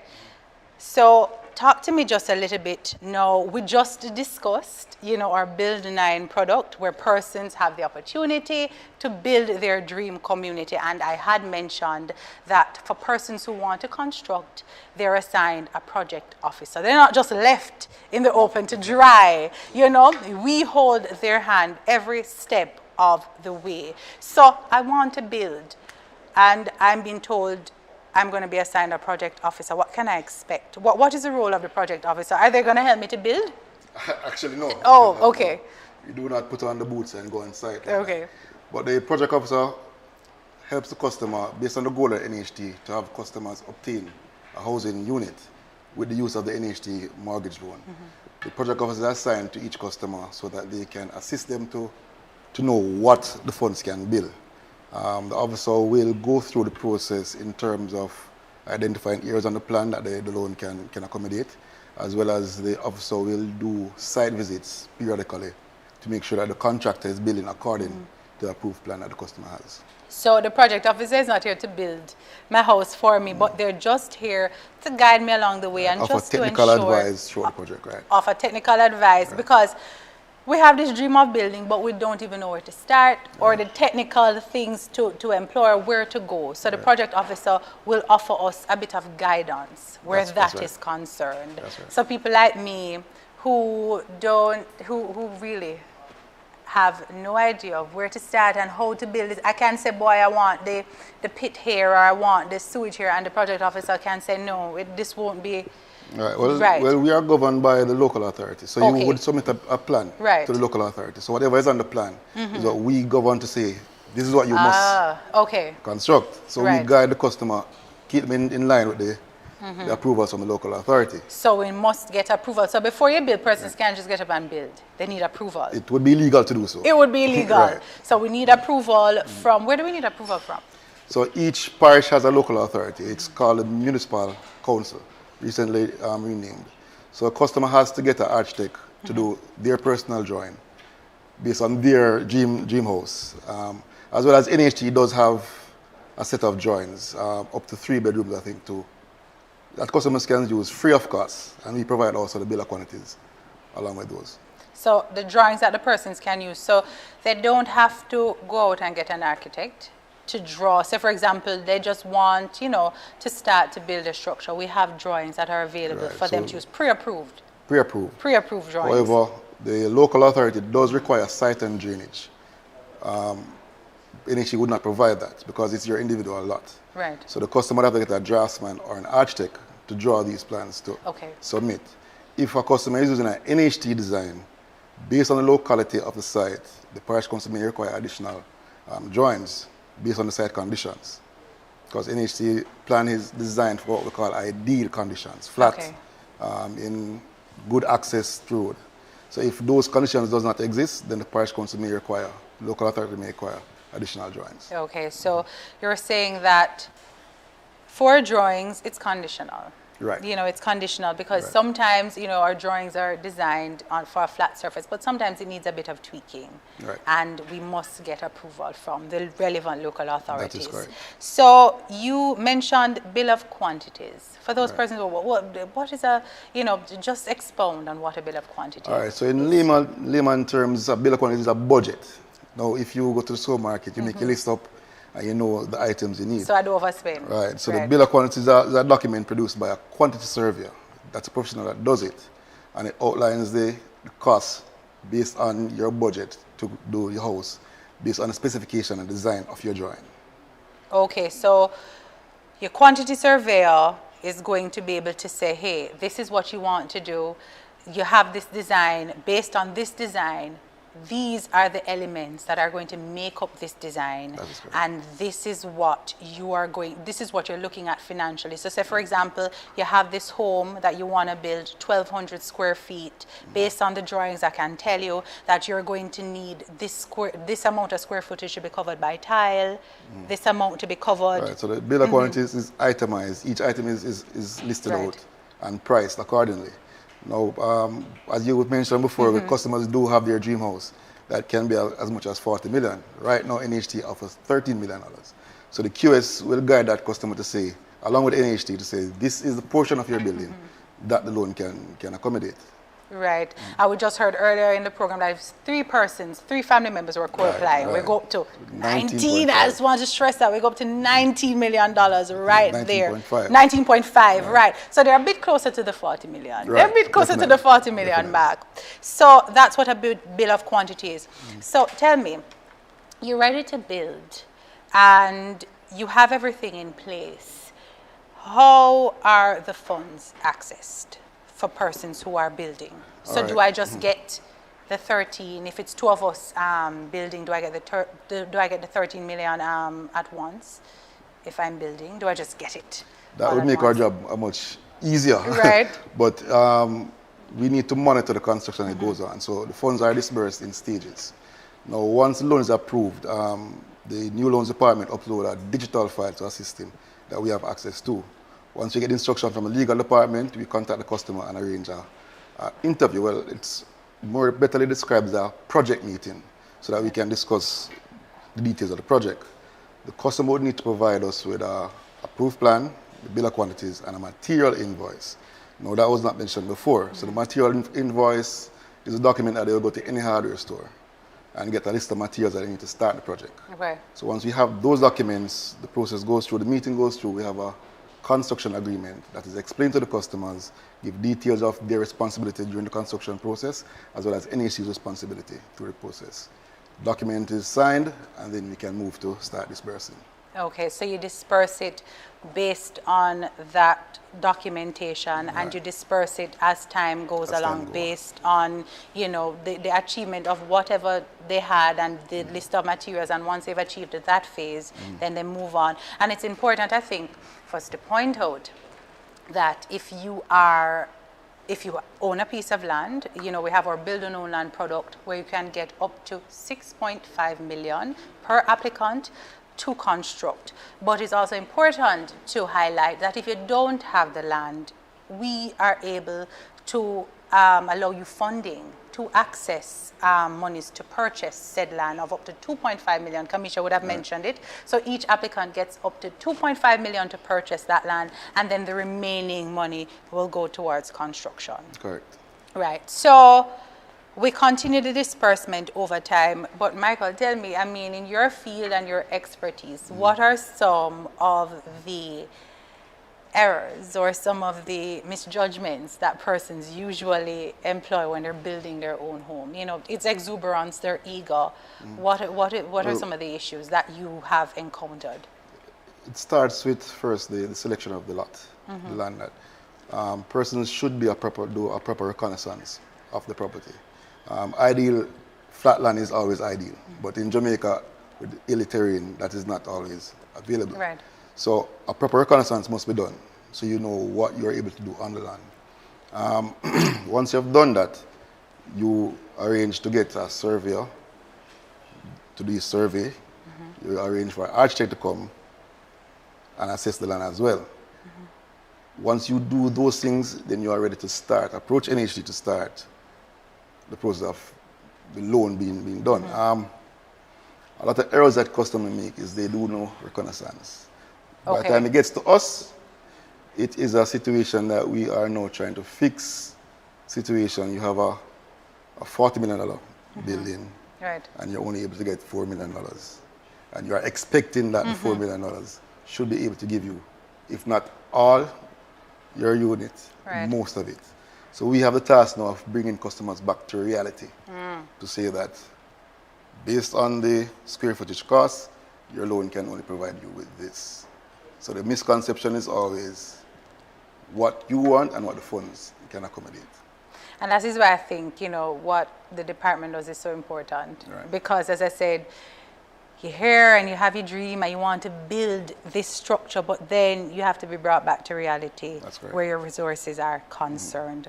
So, you know, you heard about what persons need to be mindful of, but is there, I mean, like primary advice, like what advice for persons who want to pursue building, what can you tell them? Because we've heard about, you know, ensuring that it is approved and going through the process, and we have a project officer to just guide us, you know. I wish we had time to go into all of the details, but we don't. So tell me, what is a salient piece of advice? What is a salient piece of advice that you would give to anybody that wants to pursue construction? Well, the general advice is buyers beware. There are a lot of persons that will announce themselves as contractors, and they are not necessarily contractors. It is always best to go to an institution, a company that does construction. Customers will say what they're going to charge too much and this, but we have had experience where you get a gentleman that says, I've been doing it for 10, 15 years, and we have problems on the road, and you end up have to go back to the professionals in any event. So I tell our customers, do not watch the cost that you think it's going to come to if you use a company. The company are professionals, and they would do all the necessary reconnaissance, all the backgrounds, to make sure that your job as a customer is just to sit back, watch your house bill, and move in. Because sometimes you look at the figure and we're like, oh, hiring somebody reputable is too costly. So we go with somebody in our community who he's just built 1 or 2 rooms, and he say, boy, I'm a contractor, you know, because I build a 2-room, I'm a patch up something with cement, so I'm a contractor, but that is never advisable. Because your home, dare I say, is the most important investment that you will make. It is the only thing that you purchase really and truly that appreciates over time. Doesn't matter how expensive a car is, once you drive it off the lot, it depreciates in value. So with your home, you want to ensure that from foundation, and it's so painful, Michael, I think, when persons build this beautiful structure, absolutely beautiful, and the foundation is poor. Right? Because they had a faulty person who started the home, and then they realize, oh dear, can't continue with them, and then they move on to somebody, and they build this beautiful structure, and the structure is crumbling from beneath them because the foundation is poor. So from jump, invest. So your advice is to invest in proper workmanship. That's correct. Right? Invest in persons who have experience. Invest in persons who have a great reputation of building and constructing, because it makes everybody's life easier. Much easier. And it makes using your resources, it makes for better use of resources. So you don't have to keep starting and stopping, because we hear the stories all the time. People have to start, people have to stop, and time is money. Right? So get your drawings approved, get your building plans approved, and then you can come to the NHT and we will assist you from there. But Michael, tell me, how do they get in contact with the construction and development department? They have the idea they want to build. How do they get in contact with you? So once we get the file from the legal department, we contact the customer. Within 2 days, we try and make a contact to say that we have your file now. We set up an interview within another week or 2. So we keep the contact with the customer. The customer would need to contact us once the project starts. Right. For us to come and do our periodic checks. So they don't need to run in, I would say. We contact them as soon as we get the file. So you guys contact them. Right. So they go through their process. Kamisha would have mentioned applying for your loan. You go through the loan application process, which is pretty easy, pretty simple. You highlight what it is that you want to pursue, whether you want to build, buy, or repair, improve. In this case, we're talking about building. And then from that, you would go through the process. And then if you're building, Mr. Allen's department will be more than happy to reach out and to assist you to make your home ownership dreams a reality. Because sometimes you see a house on the market and you realize that if I build it, I'd be able to get more value for my dollar. And persons, I tell people all the time, with so many road networks being developed, you know, look outside of the corporate area. There's land that abounds, you know, in other parishes, and you're able to get bigger pieces of land. You're able to build, you know, be closer to what you want, where your resources are concerned. And I must mention that when the loan is fully disbursed, we must have a habitable space. Right. We don't like to see travel throughout Jamaica instead of unfinished structures. With the NHT, we always try to finish and make a habitable space there for the customer, so that when the loan is disbursed, you don't out there and say, why, we get NHT loan and we not live nowhere. So we insist on getting a habitable space for the customer, so that if they choose to, they can move into the space. Habitable space. Expound on that for me. Somebody watching says habitable space. What does that mean? All right, so simply put, walls must be constructed, must have on a roof, windows and doors must be installed. Right. At minimum, the internal walls must be rendered. There must be running water for the facility of a bathroom, and must be connected to a sewage system. And that's so important, I think, because, again, sometimes we have this idea of a massive structure, and, you know, as with purchasing a home, you know, we always tell persons that when you're purchasing a home, ensure that some of the major things are taken care of. I know you want to change out your cupboards, I know you want to change the paint, but ensure your plumbing is working, because you don't want to spend all your money on paint, and when you look, you don't have any water, so you can't even finish painting the house because you can't even wash out the paint brushes. Yes? And you don't want to go ahead and tile, and then you realize that your wiring is faulty. So it's not just building. We ensure that the process is sustainable, so it is aesthetically pleasing and also meets the demand, because that is what we're trying to do at the NHT. We're trying to meet the demand for our contributors and to match their housing needs and to manage our resources well. So it's impeccable management, meeting the housing demands of Jamaicans. So there you have it. If you are invested in building your own home, start the process today, and once you start, I guarantee you that it will be exceptional from start to finish, because we see it through from beginning to end. We see it through. Thank you, Michael. Thank you very much for having me. I soon pay off for my house. All these years, no matter what, I always make space to pay my mortgage. For my house is my independence, and it must be the same for you. You hear me? Look here, pay your mortgage on time.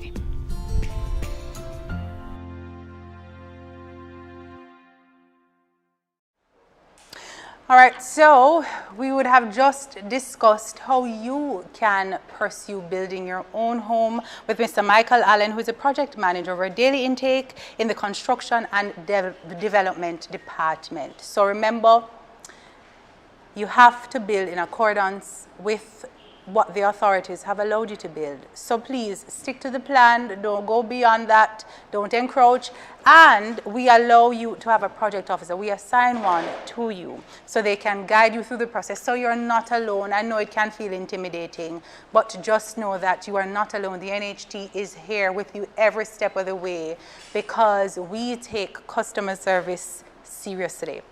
So now that we've discussed those wonderful products and services, I see you. You are ready to take the plunge, whether you're on the path to becoming a first-time homeowner, or maybe you're already a homeowner and you say, boy, it's time to do a bit of improvement. Regardless of which category you belong, one thing is for sure, you're going to want to protect that investment. As we said earlier, your home is the most important investment that you can make. Home is wealth, home is legacy, home is safety, home is comfort, home is security. And so there are a few key things that you need to keep in mind. One of the most important things is managing your mortgage. So with me is Damian Reed, Supervisor for Loan Management, to tell us how to do just that, managing your mortgage. You know, sometimes when we think about protecting our investment, we think about security features. We think about putting up the appropriate wall and the appropriate structure, but where it starts is really managing your NHT mortgage. Damian, managing your mortgage, why is that important? Well, managing your mortgage is extremely important because it ensures that you not just put yourself in a place where your account is being managed properly in the case that you need assistance, but it also ensures that your credit rating and creditworthiness in the case that you do other business is being maintained properly. One of the very important things and that is our mortgages should entail is to ensure that payments are being made on time. And that means paying on the due date, on or before the due date, which is the first of each month. Now, so the first of each month, that's a due date for your mortgage? Yes, yes. Okay. It is very important for a number of reasons. One, when we take out loans, we're really trying to pay as little as possible. And by paying on the first or before, what you do is ensure that you are paying as little interest as is necessary. Your interest is computed on a daily basis, and therefore the earlier you pay in the month, the less interest you end up paying. So interest, when does it, so break that down for me. You pay on time, the less interest you pay, but if you don't pay on time, you're going to accrue more interest. So you, in addition to interest, so if your interest is actually computed on what is called a reducing balance, which means that the earlier you pay, the less interest is being computed over the life of your loan, and therefore the less interest you pay over the entire life of your loan. But in addition to the interest, there is a late fee that is applicable come the 15th of the month. And once you ensure that you pay by the 15th, these fees are avoided. So you have to watch out for interest and you have to watch out for late fees. So tell me, I'm just starting the mortgage process, just about, and I got the email and I got the documentation that I'm going to become a homeowner. What options exist for me to pay my mortgage to the NHT? The NHT provides a myriad of convenient payment options. For our self-employed customers, for our employed customers, the main base of payment is through the salary deduction. So for the PAYE? Yes. Pay as you earn, yes. Right. For salary deduction, what it means is that the payments are being remitted to NHT on a monthly basis automatically by the company, and it also means that you do not pay any late fees. So our customers who pay via salary deduction do not pay late fees. We also accept payments online via credit card. That's on the NHT's website. We accept payments at all our branches and service centers via cash, credit card, debit card, or checks. We accept standing orders from all the major banks, Scotia, NCB, Caribbean, Jamaica National, just to name a few. and we also accept payments via Bill Express, both online as well as in their outlets. So the options are, just go back over the options for me. We have convenient options. So I'm at home, you know, remember, oh Lord, mortgage is due. It's the 29th of the month. My mortgage is due for the following month. Let me just jump, go on NHT online, use my phone, take out my credit card, and one click, bam, bam, bam. That's it's correct. done. That's correct. Right? If you do have a credit card, all our branch locations have the facilities for you to pay your mortgage. You're in the supermarket, Bill Express. You know these little Bill Express kiosks are in the supermarket. You're picking up two things and you say, oh my, I need to pay my mortgage. You jump, you make the payment, and there's also standing order, you say. Correct. So we have several convenient options for persons to be able to pay their mortgage, whether it's just a click of a button or if you prefer to visit our locations. Those things are put in place and those things exist. But Damian, I mean, I wanted to pay my mortgage this month and it just didn't pan out for me. Or I said, boy, I'll wait until, I'll just take the late fees and wait until next month. What do I do in the event that this month I really am not going to be able to meet my obligations? All right, first of all, as stated before, we encourage that you pay on or before your due dates. So for customers who have the ability to pay in excess of their monthly payment, we always encourage that they pay ahead of time in order to create a cushion in the case that any challenges arise in future. If there are any changes in circumstances, it could be your employment status, it could be ill health, it could be that you have a reduction in your income, we ask that you come in and speak to us within 30 days. Advise us as to your change in circumstance. We have a number of programs in place where we assess your circumstance and look at the best solution to ensure that you are able to preserve your home ownership. So don't hide, don't shy away, because persons tend to not reach out until we get to that point where it is dire. They tend to hide, they tend to shy away, and we always encourage them. We don't only want to give you your key, but we also want you to keep your key under every circumstance. So anything that we're going to do within our power to help you to do that, we're going to do just that. And to put it another way, we have a culture of trying to resolve our own issues. And therefore, it's not always necessarily hiding or staying away intentionally, but there is a practice of trying to see how best I can resolve this situation myself. So my job has changed, or I have lost some of my income. Many persons seek the option of going to try to see if they can get these additional funds before letting us know that the circumstances have changed.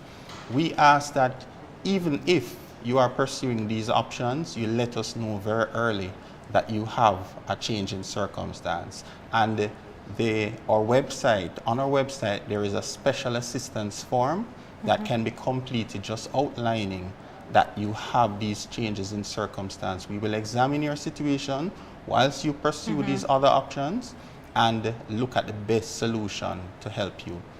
So you said that there's a form on the website. What should they look for? What's this form? It's called a special assistance form. So special assistance form. So they can just visit our website, www.nht.gov.jm, and they look for the special assistance form. Correct. And they can just complete that.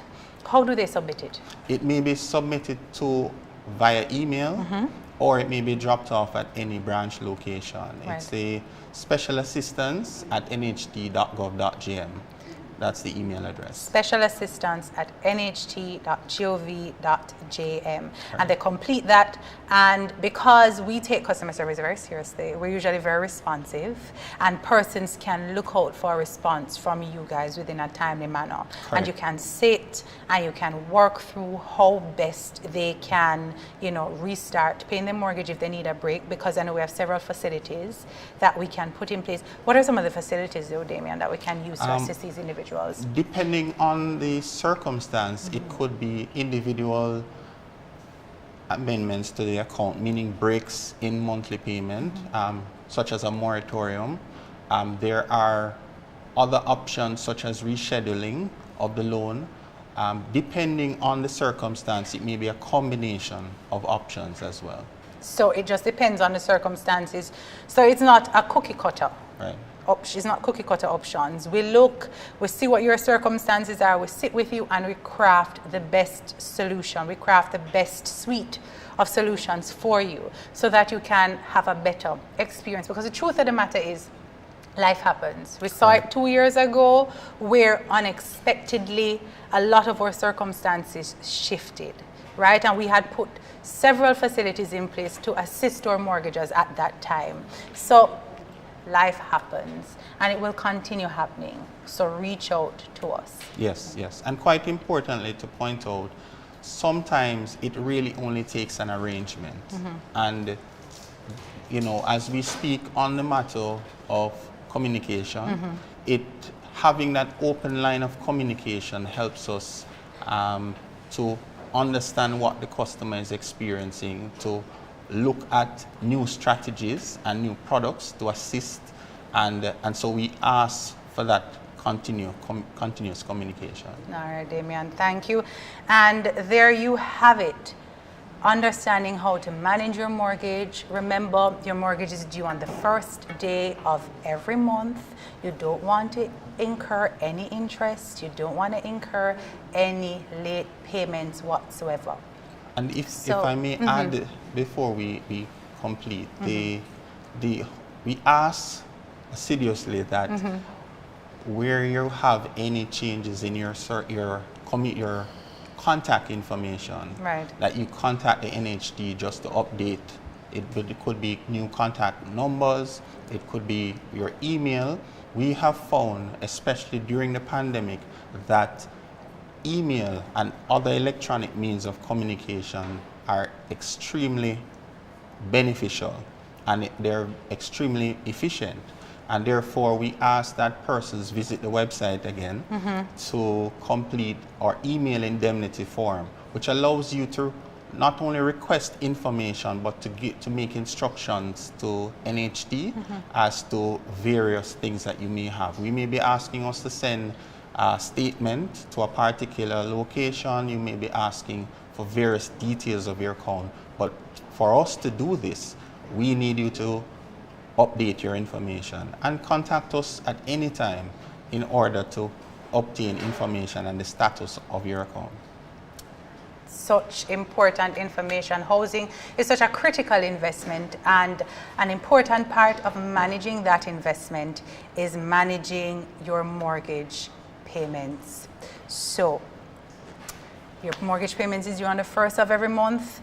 Ensure that you pay that on time so you don't incur interest or late fees. And remember, there's no shame in the game. Life happens. If for whatever reason your circumstances change, reach out to us, inform us, and we will be more than happy to craft a suite of options for you that can get you back on track. And if you need special assistance, complete that special assistance form and email it to specialassistance@nht.gov.jm. When we return, we'll be hearing from Mr. Daryl Walters, who is also supervisor in our loan management, and he'll be instructing us on what our peril insurance product is and how that works.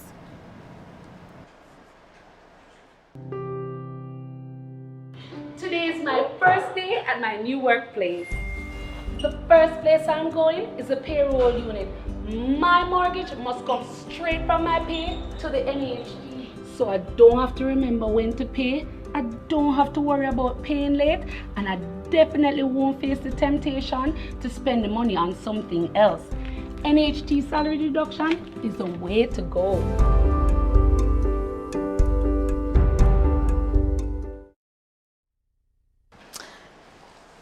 All right, so before we went to the break, I said that we have another guest with us, Mr. Daryl Walters, who will speak on our special peril insurance, because it's very special. Anything at NHT is special, but this seems like it's extra special. So our special peril insurance and how to apply. talk to me a bit about the special peril insurance. Why is it so special? All right, as it states special, you know, everybody has their loan. You reach a point where the loan comes to an end. You have paid off the loan. Now, normally once you've paid off the loan, your business is finished with NHT. But now NHT is saying that we're giving you a special peril insurance where you can continue the peril insurance after settlement. Oh, so throughout the life of the loan, persons... Right, so throughout the life of the loan, your loan would be insured by NHT, and after you pay, that's the end of it. So now we're saying now that you have settled, we're giving you the option to continue the peril insurance with NHT after closure. But there we're here talking about continuing peril insurance. What is peril insurance? Right, so peril insurance is pretty much insurance on the structure, your property, from acts of God, hurricane, earthquake, fire, just insurance on your structure. And that's your loan you've taken out on your property. So that's the insurance that we speak about when we say peril insurance. Right. So you had mentioned, so the peril insurance is really to insure the property in the event. In the event that anything should happen. That Similar to anything we should insure happen. your car, Yes. we insure your property. We insure.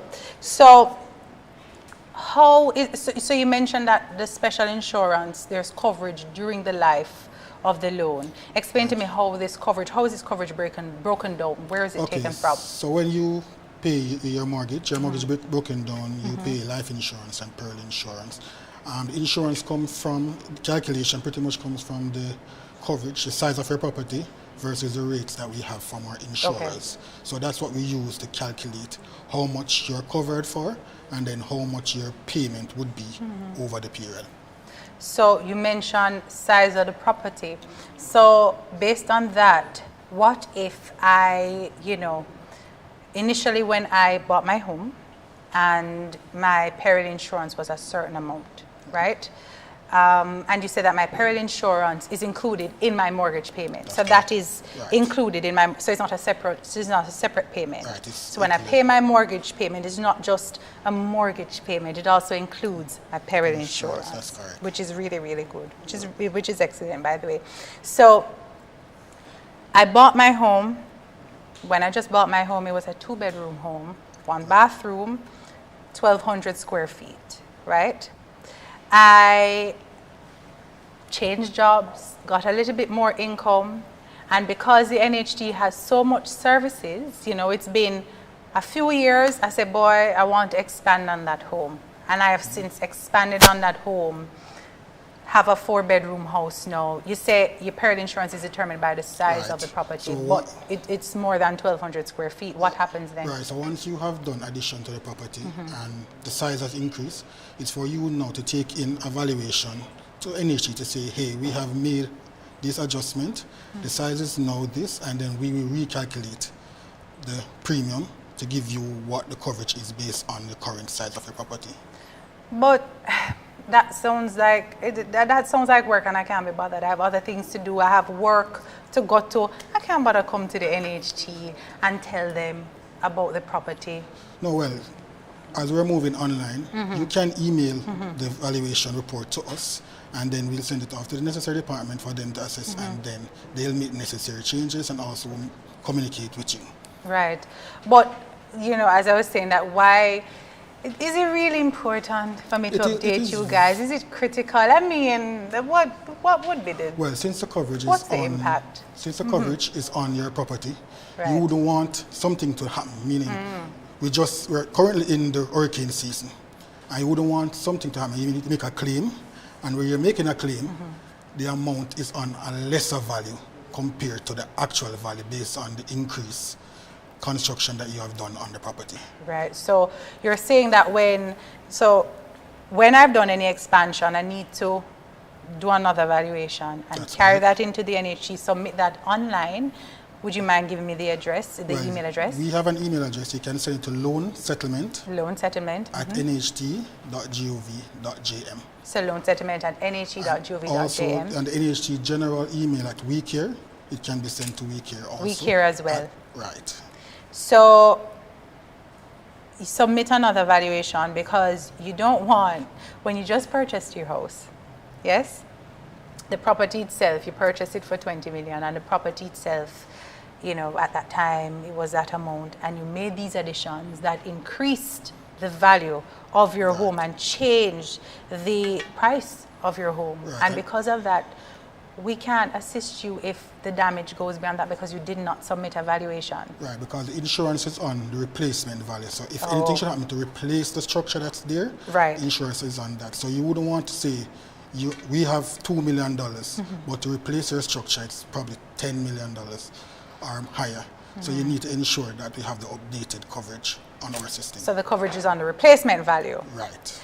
And how often do you see persons who've expanded their house and something happens and they're trying to get coverage and they can't get it at the maximum replacement value because they did not submit a valuation? How often do you see that? Well, I'm not in the insurance unit that we see those, but you do have times when we're doing calculation and mortgagors are saying that, how come you're saying that my property is valued at X? Right. However, I've done this and I've done that, but so you did not advise us. So a lot of cases are out there. Right. So we encourage persons to come in and ensure that we have the proper information.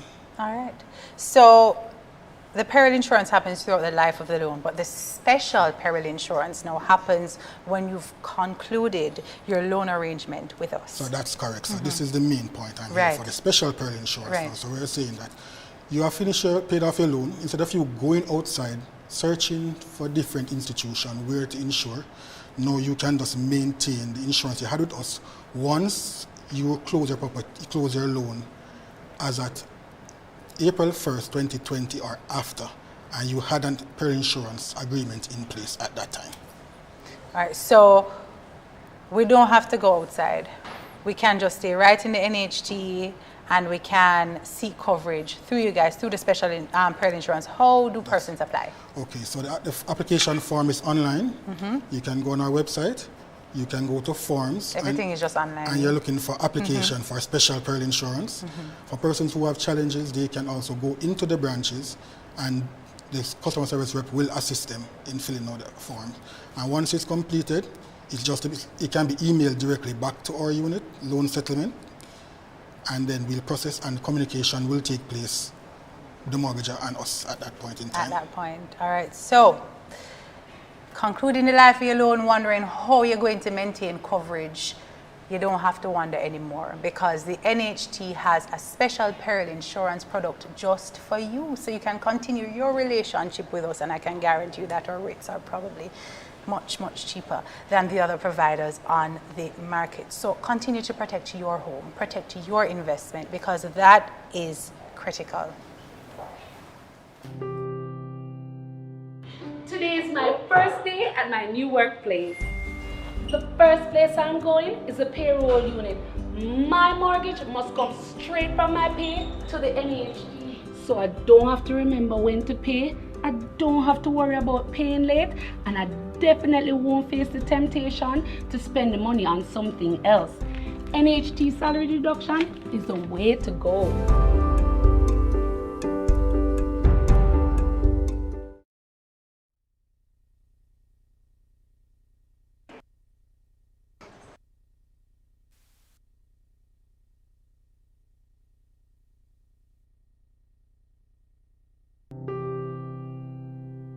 Today is my first day at my new workplace.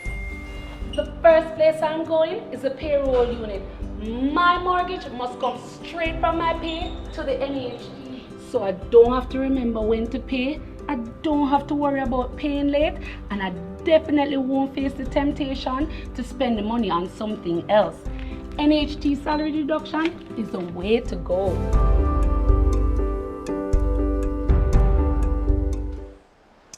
So, thank you for staying with us to the end of the program. You guys have just been such troopers, but I'm sure you're glued to the device that you're watching because this is such critical information. I told you at the beginning that you wouldn't regret it, and here we are, such amazing, wonderful products and services here at the NHT. We discussed our policy changes, we discussed our Bill 9 product, we discussed managing your mortgage or special peril insurance. We also talked about how the NHT can guide you to building your dream home and the assistance that we will offer. So at the beginning, I had told you to drop those questions in the comments. You've heard from us. Now it's our time to hear from you and Kamisha Samuel-Smith, who is our marketing and sales manager, is back with me to help to answer some of the questions. So Kamisha, I have a question here that says, I think we had covered it, but it says, what happens if my company does not pay over my contributions to the NHT, although deducted?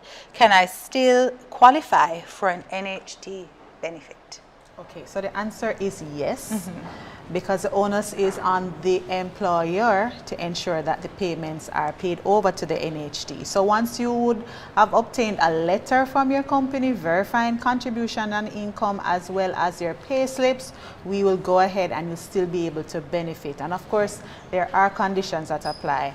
However, don't worry about those contributions that are not paid over. We have a compliance team who is out there ensuring that the companies are compliant with their contributions that they deduct from your salary. Right, because I think, Garth did a really good job going through managing compliance, but they did a really good job going through that, companies that the NHT has the authority, to go to those companies and sometimes take them to court. Yes, they're not compliant, because once you're a business operating in Jamaica, you are required, mandated by law, to pay over those contributions. I will not prevent you from getting your NHT benefit. Again, I say there are a few conditions that apply, but don't worry about that. So here you can still get your benefit.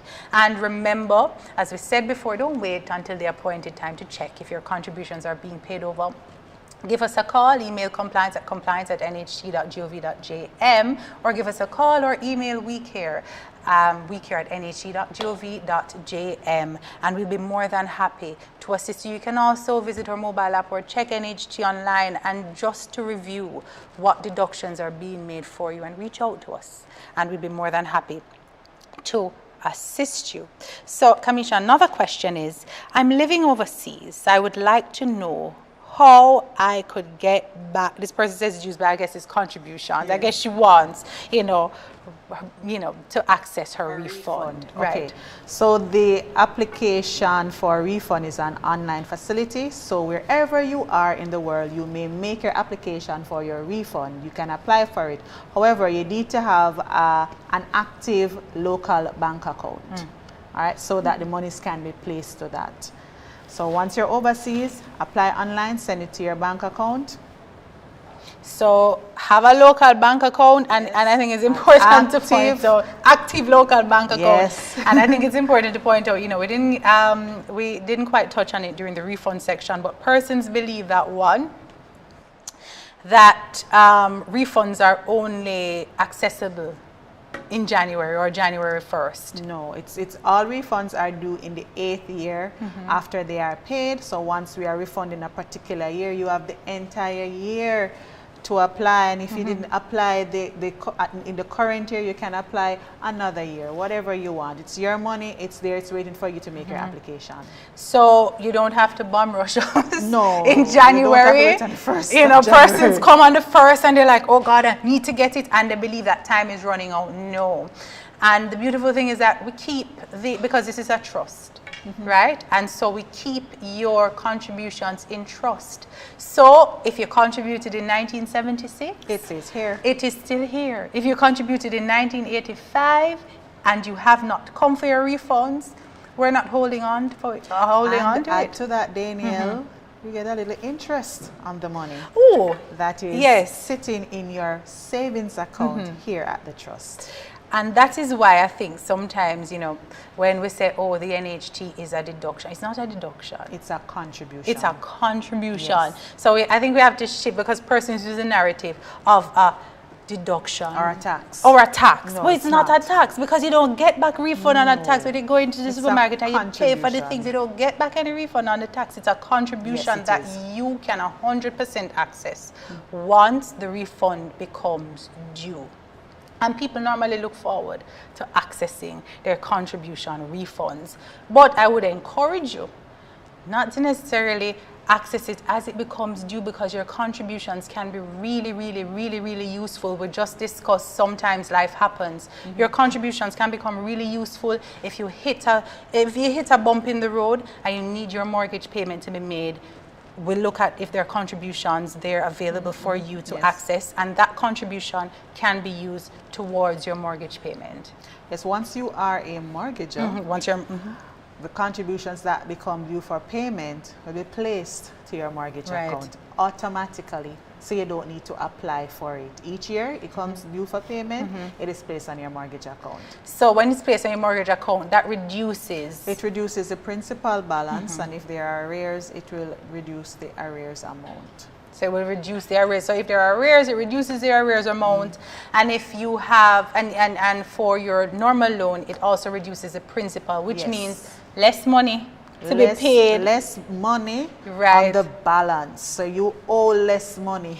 So you owe less right, to but the your NHT. monthly mortgage payment remains the same. So you owe less money, but the mortgage payment remains the same. But doesn't that essentially translate to a little bit more disposable income in your pocket?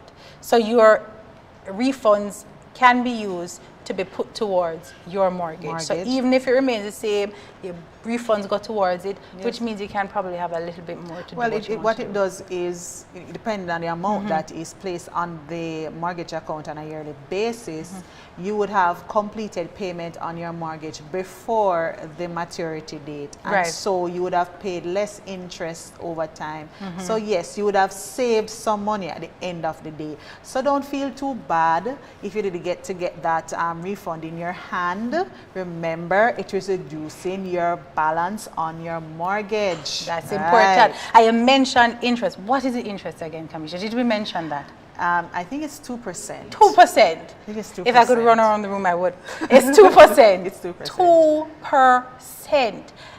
Let me tell you a secret, you see? We're partners with financial industries out there, but financial institutions, but I don't know which one would give you 2% per annum in a savings account. I don't think so. So, see, can't say we never told you.